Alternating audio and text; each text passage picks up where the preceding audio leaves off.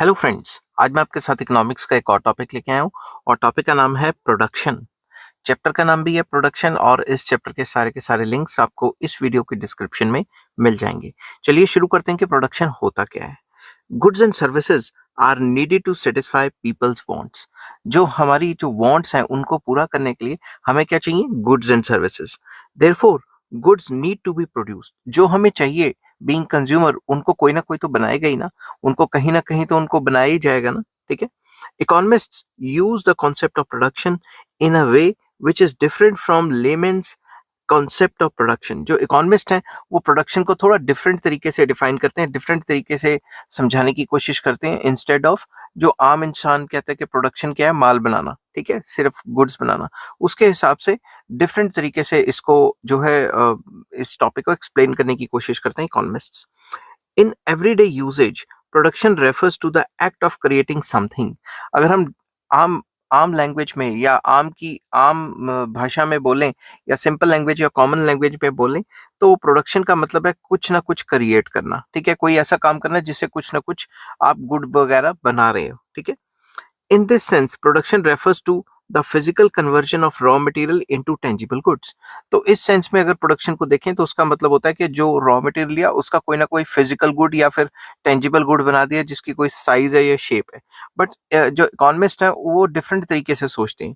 Economist define production in a wider and comprehensive sense. उन्होंने इसको और अच्छे से और काफी वाइडर सेंस में इसको डिफाइन करने की कोशिश की है। इन a wider sense, production means the creation of utility. तो इकोनॉमिस्ट कहते हैं कि प्रोडक्शन का मतलब है यूटिलिटी को क्रिएट करना। समझ की बात? Production is the process that creates utility. तो प्रोडक्शन एक ऐसा प्रोसेस है जो इंसान के अंदर यूटिलिटी क्रिएट करता है, ह्यूमंस के अंदर यूटिलिटी क्रिएट करता है। कैसे? Any activity that makes an object useful is called production. अगर कोई भी आप ऐसी एक्टिविटी करते हो जिससे कोई चीज प्रोड्यूस होती है और वो यूजफुल बन जाती है इंसानों के लिए, तो उसे प्रोडक्शन कहा जाता है। Production in this sense includes not only material goods, but it also includes various services like the services of doctors, teachers, lawyers, musicians, etc. Since both tangible goods and services, जिनको intangible goods कहा जाता है, provides utility. तो economist कहते हैं कि production का मतलब सिर्फ फिजिकल गुड्स या फिर टेंजिबल गुड्स बनाना ही नहीं है। प्रोडक्शन का मतलब है सर्विसेज को बनाना, सर्विसेज को जनरेट करना, क्योंकि सर्विसेज भी तो हमारी जो डेली नीड्स हैं उसको पूरा कर लेती हैं। सर्विसेज भी तो हमें यूटिलिटी प्रोवाइड करती हैं। Services satisfy people's wants in the same way as the material goods do. Services भी तो हमारी वांट्स वैसे ही पूरी कर रही हैं जैसे कि मटेरियल गुड्स करते हैं। ठीक है, हम बीमार हो जाते हैं, हमें डॉक्टर की सर्विस चाहिए। Similarly trading and transport are regarded as part of production since the production is not complete until the goods produced have actually reached the consumer. तो जैसे हमने सर्विसेज को ऐड किया वैसे ट्रेडिंग की जो सर्विसेज हैं या फिर जो ट्रांसपोर्ट सर्विसेज हैं वो भी एक टाइप की प्रोडक्शन ही है, क्योंकि जब हम एक्चुअली कोई गुड प्रोड्यूस करते हैं हमें उसको फैक्ट्री से लेकर जहां कंज्यूमर डिमांड करेगा वहां तक तो पहुंचाना है ना। तो सिंपल वर्ड्स में प्रोडक्शन एक रॉ मटेरियल को सिर्फ फिजिकल गुड में कन्वर्ट कर देना ऐसा नहीं है, सर्विसेज को प्रोड्यूस करना भी जो है वो प्रोडक्शन ही मानी जाती है। और प्रोडक्शन का मतलब सिंपल वर्ड्स में यूटिलिटी को क्रिएट करना। ठीक है, वो गुड्स क्रिएट करना जो हमें utility they. Thus, the act of making goods and services and thereby adding utility to the object is production in economics. तो वही बात होगी कि कोई भी एक्ट जिसे हम गुड्स एंड सर्विसेज बनाते हैं और उसमें यूटिलिटी क्रिएट करते हैं उसको प्रोडक्शन कहा जाता है इकोनॉमिक्स में। आई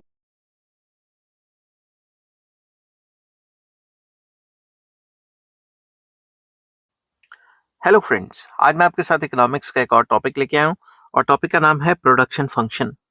शुरू करने से पहले बता दूं कि चैप्टर का नाम है प्रोडक्शन और इस चैप्टर के सारे लिंक्स आपको इस वीडियो की डिस्क्रिप्शन में मिल जाएंगे। चलिए शुरू करते हैं without wasting any time. Production process involves the use of various inputs और factor services to produce output. ये जो प्रोडक्शन प्रोसेस होता है इसमें कई इनपुट्स या रॉ मटेरियल या फैक्टर सर्विसेज हमें चाहिए होते हैं। कोई ना कोई गुड बनाने के लिए, कोई ना कोई सर्विस बनाने के लिए हमें काफी रॉ मटेरियल वगैरह चाहिए होता है, इनपुट्स चाहिए होते हैं। For example, to produce shoes we require inputs such as shoe worker, leather, glue, shoe making machines etcetera. अगर हमें जूते बनाने हैं तो हमें क्या चाहिए? वर्कर चाहिए जो जूते बनाएगा, शूज बनाएगा, और लेदर चाहिए, ग्लू, ग्लू मतलब जो मतलब जिससे चिपकाते हैं जूते को वो चीज चाहिए, ठीक है, एंड शू मेकिंग मशीन्स वगैरह चाहिए, तभी तो जूता बनेगा ना। Output thus is a function of inputs like land, labour, capital etcetera. तो जो आउटपुट बनती है वो किस पे डिपेंड करती है? वो इनपुट्स पे डिपेंड करती है, लाइक लैंड, लैंड होगा तभी उस पे काम हो पाएगा, लेबर होगा, उसी लेबर ही तो काम करेगा ना। लेबर का मतलब ये नहीं है कि मतलब फिजिकल लेबर भी हो सकती है और मेंटल लेबर भी हो सकती है, और कैपिटल होगी तभी तो काम करेगा ना। तो बेसिकली ये फैक्टर्स ऑफ प्रोडक्शन की बात चल रही है यहाँ पे। The functional relationship between inputs and output is usually refer to as production function. तो जो भी रिलेशनशिप है इनपुट और आउटपुट के बीच में उसी को प्रोडक्शन फंक्शन कहा जाता है, ठीक है, कि कितना इनपुट्स लेंगे और कितना आउटपुट बनेगी, ये जो इनका इनपुट और आउटपुट का आपस में जो टेक्निकल रिलेशनशिप है उसे प्रोडक्शन फंक्शन कहा जाता है। More specifically, a production function shows the maximum quantity of a commodity that can be produced per unit of time with the given amount of inputs when the best production technique available is used। तो अगर हम उसको और अच्छे से define करें तो production function हमें शो करता है कि given level of raw material में, given quantity of raw material में हम बेस्ट टेक्निक को यूज करके प्रोडक्शन को कैसे मैक्सिमाइज बना सकते हैं या मैक्सिमाइज कर सकते हैं, ठीक है। Alternatively, it shows the minimum amount of inputs that are required to produce a certain level of output with the use of best available technique of production। हम इसको ऐसे भी कह सकते हैं कि मिनिमम रॉ मटेरियल या मिनिमम इनपुट्स यूज करके एक गिवन टेक्नोलॉजी को इस्तेमाल करते करते एक मिनिमम लेवल ऑफ आउटपुट्स को यूज करके बेस्ट अवेलेबल टेक्निक को यूज करके ये भी कह सकते हैं कि आप एक सर्टेन लेवल ऑफ आउटपुट बना सकते हो। फॉर एग्जांपल, मैंने 100 यूनिट्स बनाने किसी चीज के लिए, तो 100 यूनिट्स बनाने किसी पर्टिकुलर चीज के, उसके लिए मुझे मिनिमम रॉ मटेरियल और बेस्ट टेक्निक को यूज करूंगा, तो ये जो इनपुट और आउटपुट का बीच में रिलेशनशिप हो गया उसे प्रोडक्शन फंक्शन कहा जाता है। For example, production function for a shoemaking factory may indicate that certain maximum quantity of shoes can be produced per day given the quantities of leather, glue, workers, machinery etc। तो हम इसको शू making में explain कर सकते हैं कि maximum quantity of shoes कितने बन सकते हैं अगर लेदर की क्वांटिटी गिवन हो, या ग्लू की क्वांटिटी गिवन हो, वर्कर्स की और मशीन्स की क्वांटिटी गिवन हो, और बेस्ट टेक्नोलॉजी को यूज करके मैक्सिमम क्वांटिटी ऑफ शूज कितने बन पाएंगे, वो प्रोडक्शन फंक्शन कहलाएगा, ठीक है। To put it the other way around, production function for the shoe making factory consist of minimum quantities of leather, glue, workers, machinery etcetera required to produce a given number of shoes per day. कि अगर हमने given number of shoes per day बनाने तो उसके लिए हमें minimum कितना वो चाहिए होगा रॉ मटेरियल, ठीक है। In the form of an algebraic equation, production function for a good may be expressed as under। तो इसको मैथमेटिकल फॉर्म में लिखने की कोशिश करते हैं। QX हो गया क्वांटिटी ऑफ आउटपुट, मतलब क्वांटिटी ऑफ एक्स गुड या quantity of output of commodity x या गुड एक्स, कुछ भी लिख सकते हो। It is a F, F का मतलब होता है फंक्शन, समझ गई बात। Function of F1, F2, F3 dot dot dot FN। इसका मतलब ये है कि ये जो इनपुट्स हैं या फैक्टर्स हैं इनके ऊपर डिपेंड करता है, ठीक है। F1, F2, FN are the physical quantities of different inputs used to produce X good या commodity X, कुछ भी कह सकते हो। तो सिंपल वर्ड्स में X good को बनाने के लिए कितनी क्वांटिटी ऑफ फैक्टर्स लगे, तो ये जो इनपुट और आउटपुट के बीच में जो रिलेशनशिप है इसे प्रोडक्शन फंक्शन कहा जाता है। हम इसको ऐसे भी पढ़ते हैं, QX मतलब क्वांटिटी ऑफ X good या commodity X is a function of F1, F2 dot dot dot FN, ठीक है। तो ये जितने भी फैक्टर्स हैं उनकी कुछ क्वांटिटी पे डिपेंड करता है कि आप मैक्सिमम आउटपुट कितना बना रहे हो। Here QX is dependent variable and F1, F2 dot dot dot FN are independent variables. तो यहाँ पे ये जो वेरिएबल है ये डिपेंडेंट वेरिएबल है Q, ठीक है, और ये जो वेरिएबल्स हैं ये इंडिपेंडेंट वेरिएबल्स हैं, क्योंकि क्वांटिटी इन पे डिपेंड करती है ना, इसलिए क्वांटिटी डिपेंडेंट वेरिएबल है, क्वांटिटी ऑफ X, ठीक है।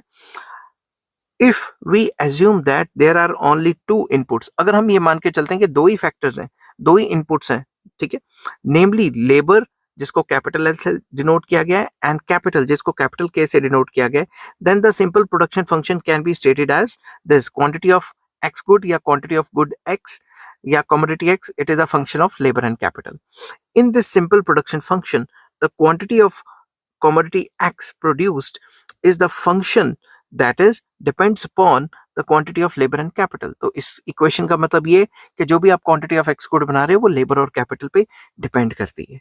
It is important to note the following important points about the production function. तो जब भी हम प्रोडक्शन फंक्शन की बात कर रहे हैं हमें फॉलोइंग इंपॉर्टेंट पॉइंट्स पता होने चाहिए। अगर हम प्रोडक्शन फंक्शन को जानने के लिए ये बातें दिमाग में रखते हैं तो हमारे लिए बहुत अच्छा होगा। पहली लाइन, ये पहला point, a production function is expressed with reference to a particular time period, say a day or month, since both inputs and outputs involved flow that is expressed in quantities per period of time। तो simple words में जब भी हम production function की बात करेंगे तो हमेशा प्रोडक्शन फंक्शन को एक्सप्रेस किया जाएगा एक पर्टिकुलर टाइम के हिसाब से कि ये प्रोडक्शन फंक्शन पर डे का है, पर वीक का है, पर मंथ का है, पर क्वार्टर का है, हाफ ईयरली है या ईयरली है। क्यों? क्योंकि जो इनपुट्स एंड आउटपुट्स है वो भी पीरियड के हिसाब से आप लेते हो। जो इनपुट्स लेते हो, मान लो लेबर लेना है तो उसको एक महीने की तनख्वाह दोगे, डेली की तनख्वाह दोगे या वीकली दोगे या क्वार्टरली दोगे या एनुअली पैकेज उसका डिसाइड करोगे।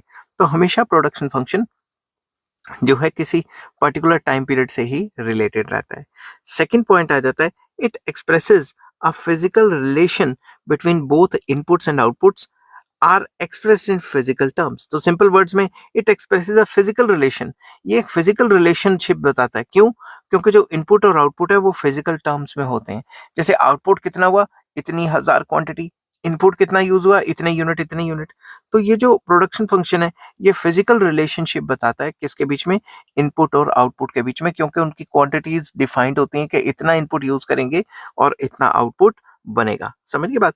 थर्ड पॉइंट और लास्ट इंपॉर्टेंट पॉइंट आ जाता है, production function describes a purely technological या टेक्निकल भी लिख सकते हो relationship, because what can be produced with a given amount of inputs depends upon the state of technology। तो प्रोडक्शन फंक्शन हमें प्योरली टेक्निकल रिलेशनशिप बताता है क्योंकि जितना माल हम बना पाएंगे वो किस पे डिपेंड करता है, गिवन लेवल ऑफ टेक्नोलॉजी पे डिपेंड करता है। और जो गिवन बेस्ट टेक्नोलॉजी होती है वो हमें सबसे एफिशिएंट प्रोडक्शन प्रोवाइड कराती है। आई होप ये वीडियो आपको पसंद आई होगी। हेलो फ्रेंड्स, आज मैं आपके साथ इकोनॉमिक्स का एक और टॉपिक लेके आया हूँ और टॉपिक का नाम है शॉर्ट रन और चैप्टर का नाम है प्रोडक्शन। और इस चैप्टर के सारे लिंक्स आपको इस वीडियो की डिस्क्रिप्शन में मिल जाएंगे। चलिए शुरू करते हैं without wasting any time. Short run refers to the period of time during which the amount of one और more inputs called the fix factors can not be change. Simple words में short period एक ऐसा period माना जाता है जिसमें एक या एक से ज्यादा फैक्टर्स जो फिक्स फैक्टर्स होते हैं उनको चेंज नहीं किया जा सकता, सिर्फ कुछ वेरिएबल फैक्टर्स को ही चेंज किया जा सकता है। For example, the amount of plant and equipments etcetera is fixed in short period. तो शॉर्ट पीरियड में जो प्लांट का साइज होता है वो फिक्स रहता है और जो बड़ी बड़ी मशीनें होती हैं वो तकरीबन फिक्स रहती हैं, हम उनको चेंज नहीं कर सकते प्रोडक्शन में। This implies that an increase in output in the short run can be brought about by increasing those inputs that can be varied, known as variable inputs. इसका मतलब ये है कि अगर हमें शॉर्ट रन में प्रोडक्शन बढ़ानी है तो हम कुछ फैक्टर्स को बढ़ा सकते हैं और उन फैक्टर्स को बढ़ाएंगे जो वेरिएबल इनपुट्स हैं। वेरिएबल इनपुट्स वो इनपुट्स होते हैं जिनको आप चेंज कर सकते हो, ठीक है। For example, if a producer wishes to increase output in a short run, he can do so by using more variable factors like labor, raw material, labour भी हो सकता है वेरिएबल फैक्टर, रॉ मटेरियल भी हो सकता है, ठीक है, with a given quantity of fix factors. तो कुछ एग्जांपल है कि अगर आप प्रोड्यूसर हो और आपने शॉर्ट पीरियड में प्रोडक्शन को बढ़ाना है तो आप प्रोडक्शन को बढ़ाने के लिए वेरिएबल फैक्टर्स का इस्तेमाल ज्यादा कर सकते हो, जिसमें कि रॉ मटेरियल भी आ जाता है और जिसमें कि लेबर भी आ जाता है, ठीक है।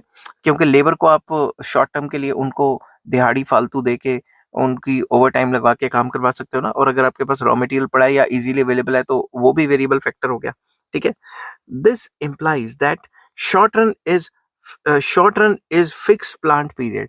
शॉर्ट पीरियड में प्लांट का साइज चेंज नहीं होता and a change in output produced result from making more और less intensive use of fix factors. तो सिंपल वर्ड्स में अगर आपने प्रोडक्शन बढ़ानी है तो आप क्या कर सकते हो, आप वेरिएबल फैक्टर को तो चेंज कर सकते हो मगर जो फिक्स फैक्टर्स हैं उसमें कोई ज्यादा चेंज बिल्कुल नहीं आ सकता। समझ गए बात? आई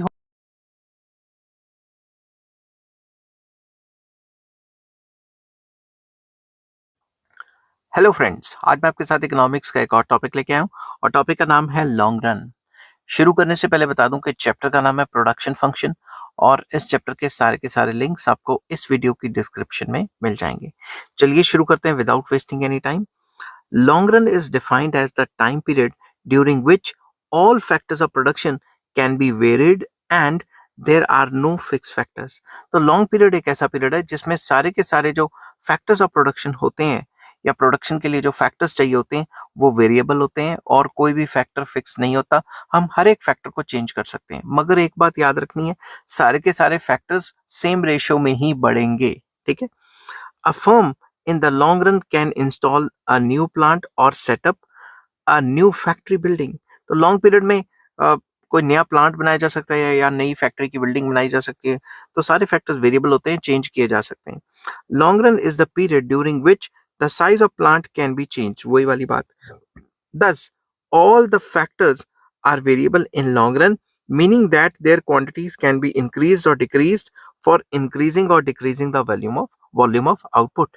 तो सारे के सारे फैक्टर्स जो हैं उनकी क्वांटिटी को इंक्रीज या डिक्रीज किया जा सकता है आउटपुट को इंक्रीज या डिक्रीज करने के लिए। तो सिंपल वर्ड्स में लॉन्ग पीरियड एक ऐसा पीरियड है जिसमें सारे फैक्टर्स वेरिएबल है मगर सारे के सारे फैक्टर्स सेम रेशियो में ही चेंज होते हैं। आई होप ये वीडियो आपको पसंद आई होगी। अगर पसंद आती है तो please like share and subscribe. इस चैप्टर के सारे लिंक्स आपको इस वीडियो के डिस्क्रिप्शन में मिल जाएंगे और नेक्स्ट टॉपिक मैं डिस्कस करूंगा शॉर्ट रन प्रोडक्शन फंक्शन।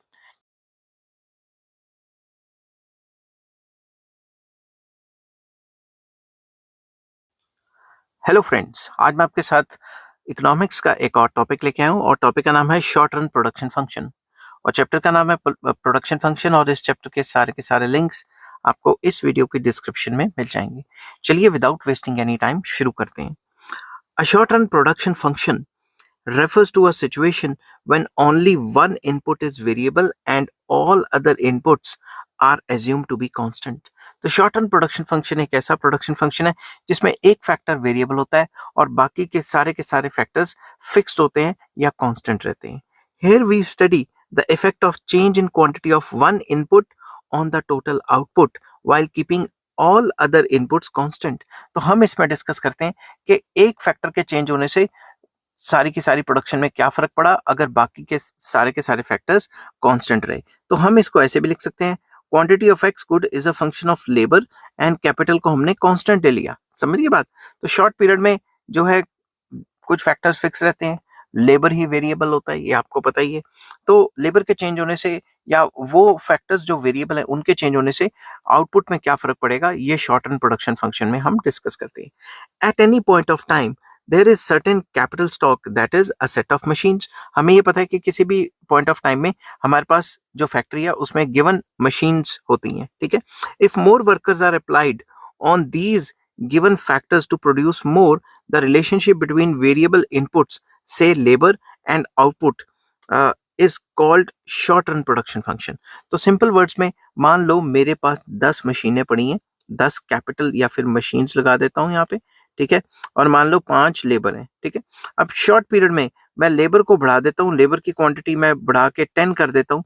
तो ये जो शॉर्ट पीरियड में मैंने लेबर की क्वांटिटी बढ़ाई है on a fixed units of machines, इन इसकी वजह से जो क्वांटिटी ऑफ आउटपुट है उस पर जो भी फर्क पड़ेगा वो हम डिस्कस करेंगे शॉर्ट रन प्रोडक्शन फंक्शन में। ठीक है।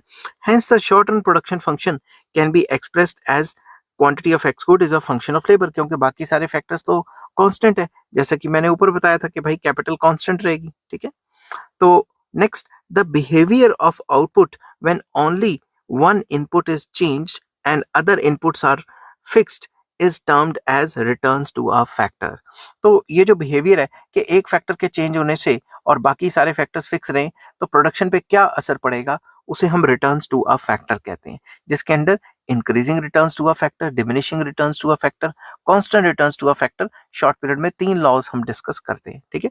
Short run production function is the subject matter of the law of variable proportions और what the classical economist have named as law of returns.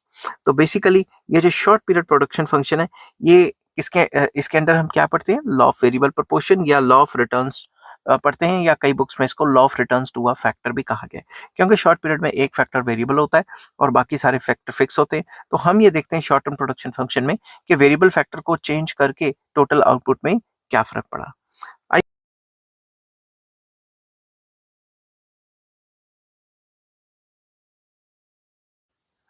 Hello friends, आज मैं आपके साथ economics का एक और टॉपिक लेके आया हूँ और टॉपिक का नाम है लॉन्ग रन प्रोडक्शन फंक्शन। शुरू करने से पहले बता दूं कि इस चैप्टर के सारे लिंक्स आपको इस वीडियो की डिस्क्रिप्शन में मिल जाएंगे। चलिए शुरू करते हैं, और चैप्टर का नाम है प्रोडक्शन फंक्शन। ठीक है, चलिए शुरू करते हैं। A long run production function refers to a situation when all inputs are variable। तो लॉन्ग रन प्रोडक्शन फंक्शन एक ऐसी सिचुएशन है जिसमें सारे के सारे फैक्टर्स वेरिएबल होते हैं। ठीक है, मतलब सारे के सारे फैक्टर्स को आप चेंज कर सकते हो।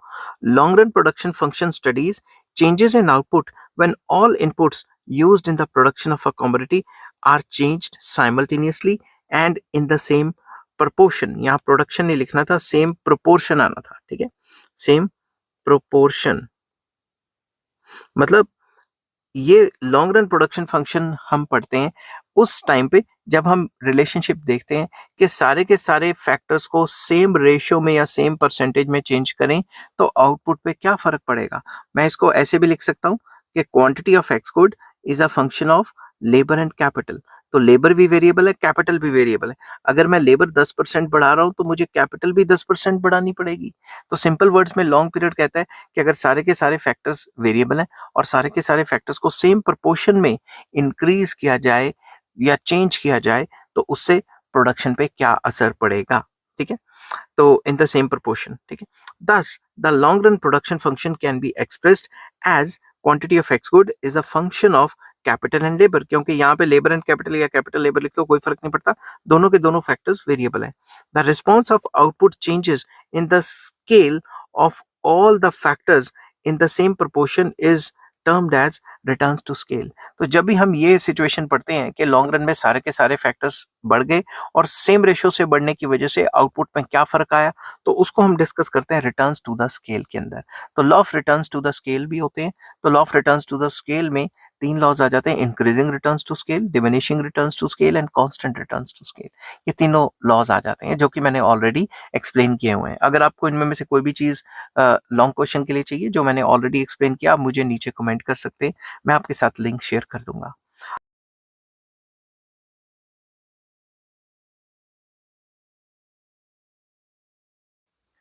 हेलो फ्रेंड्स, आज मैं आपके साथ इकोनॉमिक्स का एक और टॉपिक लेके आया हूँ और टॉपिक का नाम है टोटल प्रोडक्ट या टोटल प्रोडक्शन भी हम कह सकते हैं। और चैप्टर का नाम है प्रोडक्शन फंक्शन, और इस चैप्टर के सारे लिंक्स आपको इस वीडियो की डिस्क्रिप्शन में मिल जाएंगे। चलिए शुरू करते हैं without wasting any time. Total product और टोटल फिजिकल प्रोडक्ट, जिसको टोटल प्रोडक्शन भी कहा जाता है, refers to the total amount of a commodity produced during some specific period of time by combining a particular quantity of variable factor with a given quantity of fixed factors। तो total product, total physical product या total production या क्या होता है, एक total amount of commodity होती है जो प्रोड्यूसर प्रोड्यूस करता है by using certain factors of production. उनमें में से कुछ फैक्टर्स फिक्स भी हो सकते हैं, कुछ वेरिएबल भी हो सकते हैं। It is also called total returns, इसको टोटल रिटर्न्स भी कहा जाता है। तो सिंपल वर्ड्स में टोटल प्रोडक्शन का मतलब है प्रोड्यूसर ने एक गिवन टाइम पीरियड में एक गिवन फैक्टर्स ऑफ प्रोडक्शन को यूज करके कितना टोटल माल बनाया। ठीक है, सिंपल।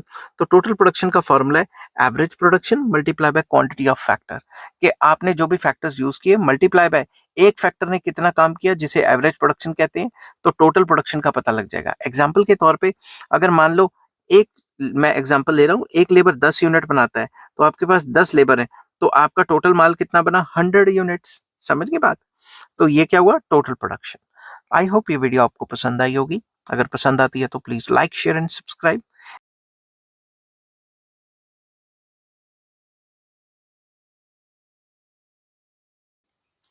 हेलो फ्रेंड्स, आज मैं आपके साथ इकोनॉमिक्स का एक और टॉपिक लेके आया हूँ और टॉपिक का नाम है एवरेज प्रोडक्ट। शुरू करने से पहले बता दूं कि इस चैप्टर का नाम है प्रोडक्शन फंक्शन, और इस चैप्टर के सारे लिंक्स आपको इस वीडियो के डिस्क्रिप्शन में मिल जाएंगे। चलिए शुरू करते हैं कि एवरेज प्रोडक्ट क्या होता है।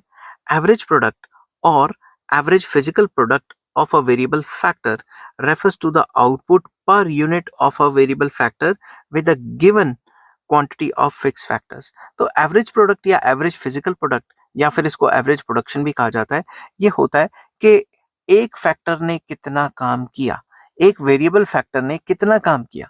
फॉर एग्जाम्पल, आपकी एक फैक्ट्री है, फैक्ट्री में 100 लेबर है, तो 100 लेबर में से अगर हमने पर यूनिट ऑफ लेबर निकालना चाहें कि एक लेबर ने कितना काम किया, तो उसे एवरेज प्रोडक्ट कहा जाता है।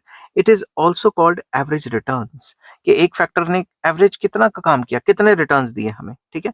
It is found simply by dividing total product with the number of variable factors. मतलब अगर मैंने एवरेज प्रोडक्टिविटी ऑफ लेबर निकालना है एग्जांपल के तौर पे, तो वो है टोटल प्रोडक्शन या टोटल प्रोडक्टिविटी ऑफ लेबर या total product of labour divided by labour.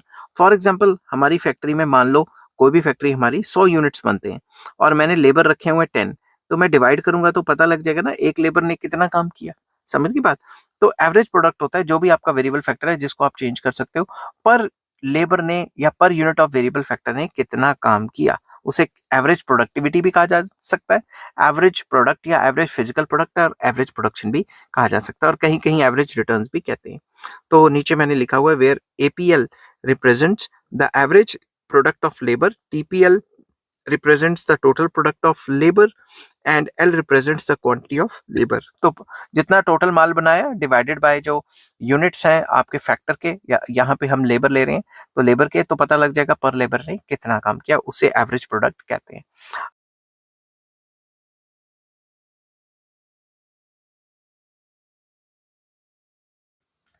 Hello friends, आज मैं आपके साथ इकोनॉमिक्स का एक और टॉपिक लेके आया हूँ और टॉपिक का नाम है मार्जिनल प्रोडक्ट, जिसको एमपी कहा जाता है। ठीक है, शुरू करने से पहले बता दूं कि चैप्टर का नाम है प्रोडक्शन फंक्शन और इस चैप्टर के सारे लिंक्स आपको इस वीडियो के डिस्क्रिप्शन में मिल जाएंगे। चलिए शुरू करते हैं। मार्जिनल प्रोडक्ट और marginal physical product is defined as the change in total product resulting from the use of one additional. Additional के स्पेलिंग मैंने गलत लिख दी है, मैं फिर से लिख लेता हूँ। एडिशनल, मैच देखते देखते कभी कभी ऐसा हो जाता है, ठीक है। तो additional unit of a variable factor with given quantity of fix factors. तो सिंपल वर्ड्स में मार्जिनल प्रोडक्ट का मतलब होता है कि अगर हमने किसी एक पर्टिकुलर फैक्टर में चेंज किया तो टोटल प्रोडक्ट में क्या चेंज आएगा। तो बेसिकली जब भी हम लेबर या किसी भी फैक्टर में हम चेंज करते हैं, जैसे मैं यहाँ लेबर की एग्जांपल ले रहा हूँ, तो टोटल प्रोडक्शन में जो भी चेंज आएगा उसे मार्जिनल प्रोडक्ट कहा जाता है। समझ गए बात। It is also called marginal returns, इसको मार्जिनल रिटर्न्स भी कहा जाता है। तो अगर मैंने यहाँ मार्जिनल प्रोडक्ट ऑफ लेबर निकालना है तो मैं देखूंगा कि टोटल प्रोडक्शन में क्या चेंज आया divided by change in quantity of labour. तो सिंपल वर्ड्स में लेबर के चेंज आने से जो भी टोटल प्रोडक्टिविटी में चेंज आता है या टोटल प्रोडक्शन में चेंज आता है उसे मार्जिनल प्रोडक्ट ऑफ लेबर कहा जाएगा। या फिर हम इसको ऐसे भी कह सकते हैं कि कोई भी क्वांटिटी ऑफ फैक्टर के चेंज आने से अगर टोटल प्रोडक्शन में कुछ भी चेंज आता है तो उसे मार्जिनल प्रोडक्ट कहा जाता है उस कंसर्न्ड फैक्टर का। तो marginal product of factor is change in total production divided by change in quantity of that factor. ठीक है, इसको दूसरी टर्म्स में भी हम कह सकते हैं कि जैसे marginal productivity of nth unit कह सकते हैं टोटल प्रोडक्टिविटी ऑफ n, या फिर टोटल प्रोडक्शन ऑफ n, या total physical product of n मतलब जो भी यहाँ वेरिएबल क्वांटिटी ऑफ फैक्टर चल रहा है, माइनस टीपी n-1। ठीक है, कि अभी फैक्टर कितना काम कर रहा है, ठीक है, इससे अगले पीरियड में कितना काम करेगा, जो चेंज आ गया, जो भी चेंज आएगा इसमें, वो हम मार्जिनल प्रोडक्ट उसे कहते हैं। सिंपल वर्ड्स में मैं आपको एक बार करके बता देता हूँ। ठीक है, मान लो मैं लेबर की बात कर रहा हूँ, तो लेबर है 1 2 3 4, यहाँ पे हो गया टोटल प्रोडक्शन हो गया मान लो 10 18 24 28। तो मार्जिनल प्रोडक्शन हो गया कि लेबर के चेंज करने से कितना चेंज आया, पहले 0 थे 1 हो गया, चेंज कितना आया 10 का, 0 से 10 की प्रोडक्शन बन गई। अब यहाँ पे चेंज आया तो यहाँ पे कितना चेंज आया, कितना चेंज आया 8 का, यहाँ पे कितना चेंज आया 6 का, यहाँ पे कितना चेंज आया 4 का। तो मार्जिनल प्रोडक्टिविटी क्या होता है कि फैक्टर्स के चेंज होने से, चाहे लेबर है चाहे जो मर्जी है, इसके चेंज होने से जो प्रोडक्शन है, टोटल प्रोडक्शन है, उसमें क्या चेंजेस आ रहे हैं। आई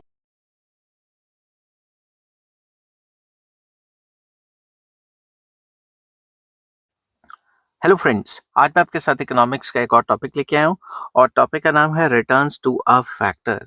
इसको law of returns to a variable factor भी कहा जाता है। चैप्टर का नाम है प्रोडक्शन फंक्शन और इस चैप्टर के सारे लिंक्स आपको इस वीडियो के डिस्क्रिप्शन में मिल जाएंगे। चलिए शुरू करते हैं without wasting any time. Returns to a factor means change in physical quantity of a good when the quantity of one factor is increased while that of other factors remain constant. तो simple words में total production में या total quantity produced में क्या फर्क पड़ेगा short period में, अगर वेरिएबल फैक्टर को, जो वेरिएबल फैक्टर है वो फैक्टर जो शॉर्ट पीरियड में चेंज हो सकता है और बाकी सारे फैक्टर्स फिक्स्ड हैं, अगर वेरिएबल फैक्टर को चेंज किया जाए तो प्रोडक्शन में क्या चेंज आएगा उसको रिटर्न्स टू अ फैक्टर कहा जाता है. It is a short run phenomena. ये एक शॉर्ट रन फिनोमिना है. क्यों? क्योंकि इसमें सिर्फ एक ही फैक्टर वेरिएबल है, बाकी सारे फैक्टर्स फिक्स रहते हैं. तो जैसा कि नाम है रिटर्न्स टू अ फैक्टर मतलब एक फैक्टर के चेंज करने से प्रोडक्शन में क्या फर्क पड़ेगा. तो एक फैक्टर तो सिर्फ शॉर्ट पीरियड में ही चेंज होता है. ठीक है. तो there are three possibilities of returns to a factor. Returns to a factor में तीन पॉसिबिलिटीज हैं. पहली पॉसिबिलिटी आ जाती है increasing returns to a factor. यहाँ मैं शॉर्ट में डिस्कस करूंगा. मैंने increasing returns to a factor, diminishing returns to a factor and constant returns to a factor पे डिटेल्ड वीडियोस भी बनाई हुई हैं. अगर आपको वो चाहिए होगी तो आप मुझे नीचे कमेंट में कह देना कौन सा टॉपिक आपको चाहिए, मैं आपके साथ लिंक शेयर कर दूंगा.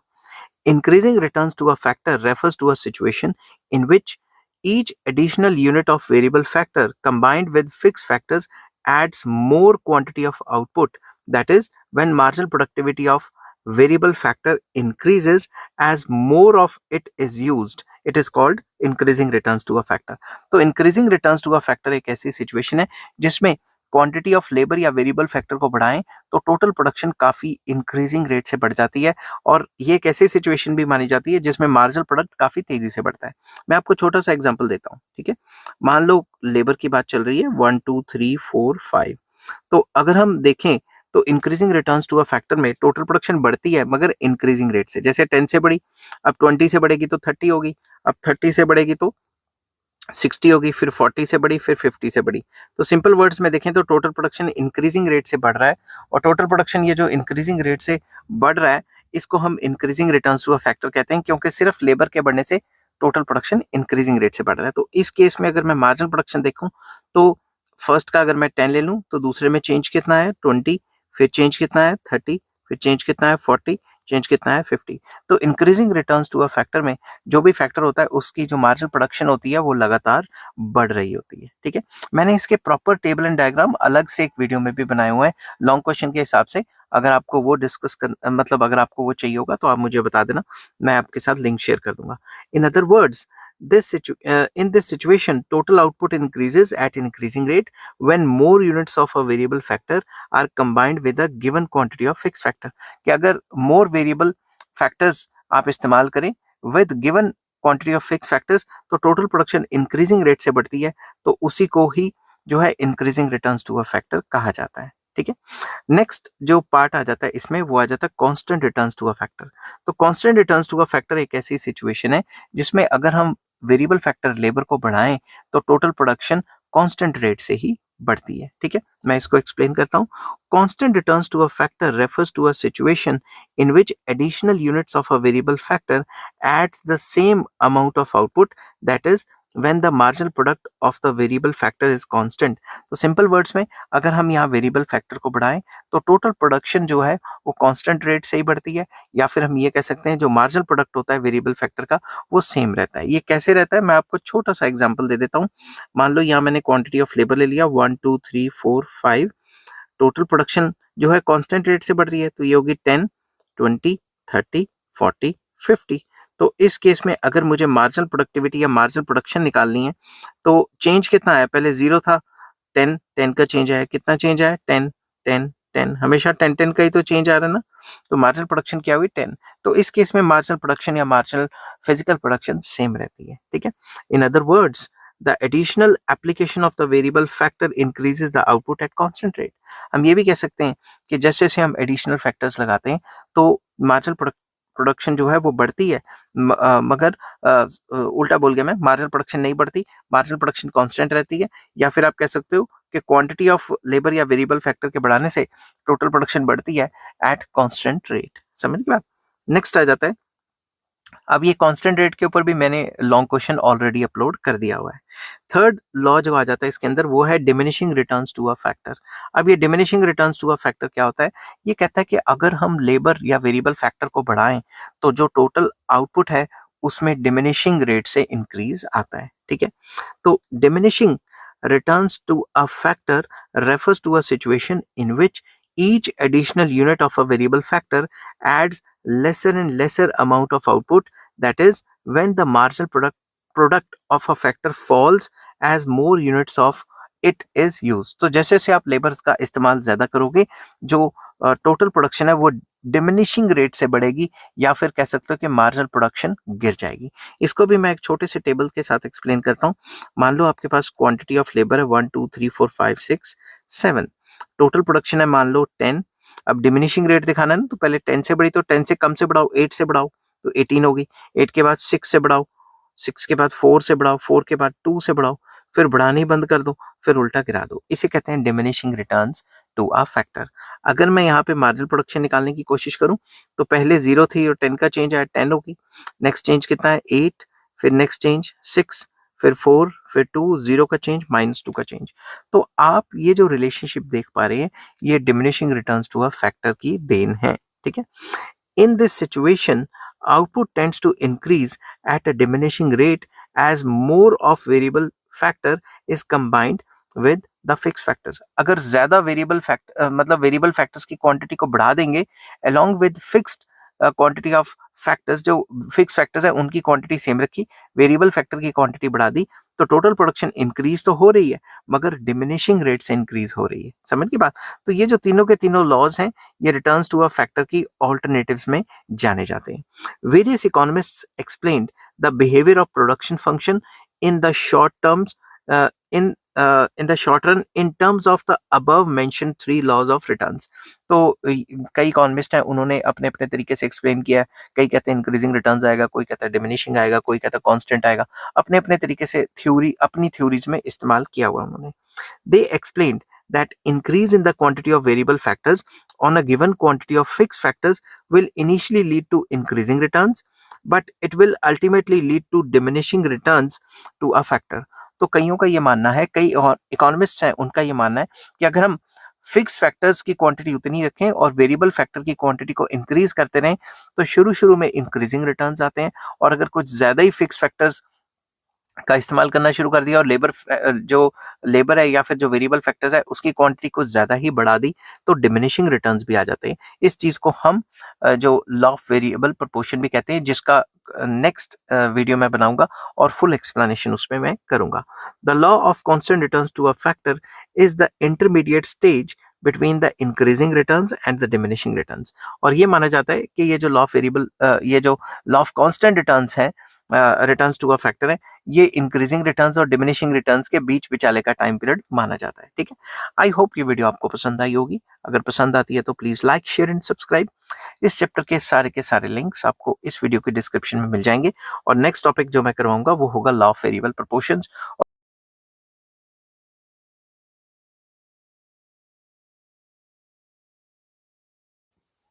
हेलो फ्रेंड्स, आज मैं आपके साथ प्रोडक्शन का एक और टॉपिक लेके आया हूँ, और टॉपिक का नाम है law of variable proportion. Chapter का नाम है प्रोडक्शन फंक्शन, और इस चैप्टर के सारे लिंक्स आपको इस वीडियो के डिस्क्रिप्शन में मिल जाएंगे। ये जो लॉ ऑफ वेरिएबल प्रोपोर्शन है, ये शॉर्ट पीरियड में प्रोडक्शन का काफी इंपॉर्टेंट टॉपिक है, और ज्यादातर बच्चों को पेपर में आ जाता है, और किस हिसाब से पेपर में इसको लॉन्ग क्वेश्चन में एक्सप्लेन करना है वो मैंने किया हुआ है। चलिए शुरू करते हैं without wasting any time. The variations in output that result from applying different quantities of a variable factor to the given quantity of fixed factor are summed up in the form of a hypothesis or law known as law of variable proportion. तो short period में fix factor को अगर fix रखें, fix factors को अगर fix रखें, तो variable factor की क्वांटिटी को इंक्रीज करके along with fixed quantity of fix factors जो भी प्रोडक्शन में चेंज आएगा, इस थ्योरी को लॉ ऑफ वेरिएबल प्रोपोर्शन कहा जाता है। ठीक है। अब हम एक्सप्लेन करते हैं इसको। The law of variable proportion states that as more and more units of a variable factor are applied to a given quantity of fixed factors, total product या total production भी लिख सकते हो, may increase at an increasing rate initially, but eventually it will increase at diminishing rate. तो ये कहते हैं कि शुरू शुरू में अगर आपने क्वांटिटी ऑफ लेबर बढ़ाई तो टोटल प्रोडक्शन इंक्रीजिंग रेट से बढ़ेगा, और अगर यही काम करते रहे और लेबर को कुछ ज्यादा ही बढ़ा दिया तो टोटल प्रोडक्शन बढ़ेगा तो सही, बट एट डिमिनिशिंग रेट। शुरू में क्या था, एट इंक्रीजिंग रेट, और कुछ ज्यादा ही लेबर हो गई या वेरिएबल फैक्टर हो गया तो बाद में क्या हो गया, एट डिमिनिशिंग रेट, ठीक है। बट इसी बात को, ये है तो छोटी सी बात, इस बात को पेपर में कैसे प्रेजेंट करना है वो मेन चीज है, ठीक है। Sorry. Expressed in terms of marginal and average product, the law states that if more and more units of a variable factor are applied to a given quantity of fixed factor, marginal product and average product of the variable factor will increase initially and will eventually decrease. तो अगर हम इसको average product और marginal product के terms में describe करने की कोशिश करें तो शुरू शुरू में अगर आप वेरिएबल फैक्टर बढ़ाओगे along with fixed factors of fixed quantity of fixed factors, तो शुरू शुरू में एवरेज प्रोडक्ट और मार्जिनल प्रोडक्ट बढ़ेगी, मगर एक क्वांटिटी ऑफ लेबर या एक क्वांटिटी ऑफ फिक्स फैक्टर जो वेरिएबल फैक्टर है उसके बाद अगर और ज्यादा फैक्टर्स बढ़ाने शुरू कर दोगे, वेरिएबल फैक्टर के और ज्यादा यूनिट्स बढ़ाने शुरू कर दोगे, तो एवरेज प्रोडक्ट और मार्जिनल प्रोडक्ट दोनों की दोनों गिर जाएंगी। अब इट इज वेरी इंपॉर्टेंट कि हम एक अच्छे इकोनॉमिस्ट की डेफिनेशन लिखें जिससे टीचर पे बहुत अच्छा इंप्रेशन पड़ता है। According to Samuelson, an increase in some inputs relative to other fixed inputs will, in a given state of technology, cause output to increase at an increasing rate, but after a point, the extra output results from same additions of extra input will become less and less. तो Samuelson ने भी ये कहा है कि अगर हम output को इंक्रीज करना चाहें with the use of more inputs, variable inputs, तो शुरू शुरू में टोटल प्रोडक्शन जो है अच्छे रेट से बढ़ती है, इंक्रीजिंग रेट से बढ़ती है, बट आफ्टर सर्टेन पॉइंट अगर हमें और ज्यादा जो वेरिएबल इनपुट्स हैं उसको इस्तेमाल करते हैं तो आउटपुट में इंक्रीज आता है, बट इंक्रीज जो है वो लेसर एंड लेसर आता है, ठीक है। दस इसको कंक्लूड कर रहे हैं, thus in the framework of two input model labour and capital का अगर हम लेके चलें, टू इनपुट मॉडल मतलब अगर हम ये मान के चलें कि quantity is a function of labour and capital, तो कैपिटल तो कांस्टेंट रहेगा इसमें, ठीक है ना। तो लॉ ऑफ वेरिएबल प्रोपोर्शन कहता है कि एक ही फैक्टर के बढ़ाने से क्या फर्क पड़ेगा। The law states that as more and more units of labour are employed, the amount of capital being held constant, marginal product of the labor may initially increase but will eventually decrease. तो शुरू शुरू में जो है marginal product increase होगी, ठीक है, बाद में मार्जिनल प्रोडक्ट डिक्रीज हो जाएगी, या ये भी कह सकते हैं शुरू शुरू में टोटल प्रोडक्शन इंक्रीजिंग रेट से बढ़ेगी और कुछ टाइम के बाद अगर और लेबर बढ़ाते रहे तो टोटल प्रोडक्शन डिमिनिशिंग रेट से बढ़ेगी। अब इस लॉ को प्रूव करने के लिए आपको assumptions लिखनी है, पेपर में बहुत जरूरी है। The law of variable proportions is based on certain assumptions and therefore it operates under the assumptions. तो ये assumptions के बगैर ये लॉ काम नहीं करेगा। पहला, state of technology is given and remains unchanged. जो टेक्नोलॉजी होगी वो गिवन होगी और टेक्नोलॉजी को हम चेंज नहीं करेंगे। It is assumed that some inputs are kept fixed while others are varied. तो हम ये मान के चल रहे हैं कि भाई ज्यादातर जो फैक्टर्स ऑफ प्रोडक्शन है वो फिक्स हैं और कुछ फैक्टर्स ही हैं जो वेरिएबल हैं, ज्यादातर लेबर को माना जाता है। It is then only that the factor proportions can be change. अगर लेबर को चेंज करेंगे तो ही फैक्टर्स के जो परसेंटेज है, प्रपोर्शन है वो चेंज हो पाएगा ना। नेक्स्ट आ जाता है third point, it is assume that technology in is such that it is possible to change the factor proportions. Technology ऐसी है कि हम फैक्टर्स ऑफ प्रोडक्शन के जो प्रपोर्शंस है वो चेंज कर सकते हैं। जैसे एक लेबर एक मशीन, दो लेबर एक मशीन, फैक्टर की रेशियो चेंज होगी ना। The law will not apply in the situation where factor of production must be used in fixed proportion. ये लॉ वहां पे नहीं लगेगा जहां फैक्टर की जो प्रोपोर्शन है वो सेम रहे। जैसे एक लेबर एक मशीन, दो लेबर दो मशीन, तीन लेबर तीन मशीन, ऐसा तो लॉन्ग पीरियड में होता है, शॉर्ट पीरियड में नहीं होता। तो मतलब ये लॉ शॉर्ट पीरियड पे लगेगा, लॉन्ग पीरियड पे नहीं लगेगा। इट इज एज्यूम्ड, ये मैंने क्या कर दिया, हाँ, it is assumed that all the units of a variable factor are homogeneous and are equally efficient. हम ये मान के चल रहे हैं कि जितने भी यूनिट्स ऑफ लेबर है वो होमोजीनियस है और सेम क्वालिटी के हैं, ठीक है। अब एक्सप्लेनेशन ऑफ लॉ, तो इसी तरीके से आपने हेडिंग बनानी है।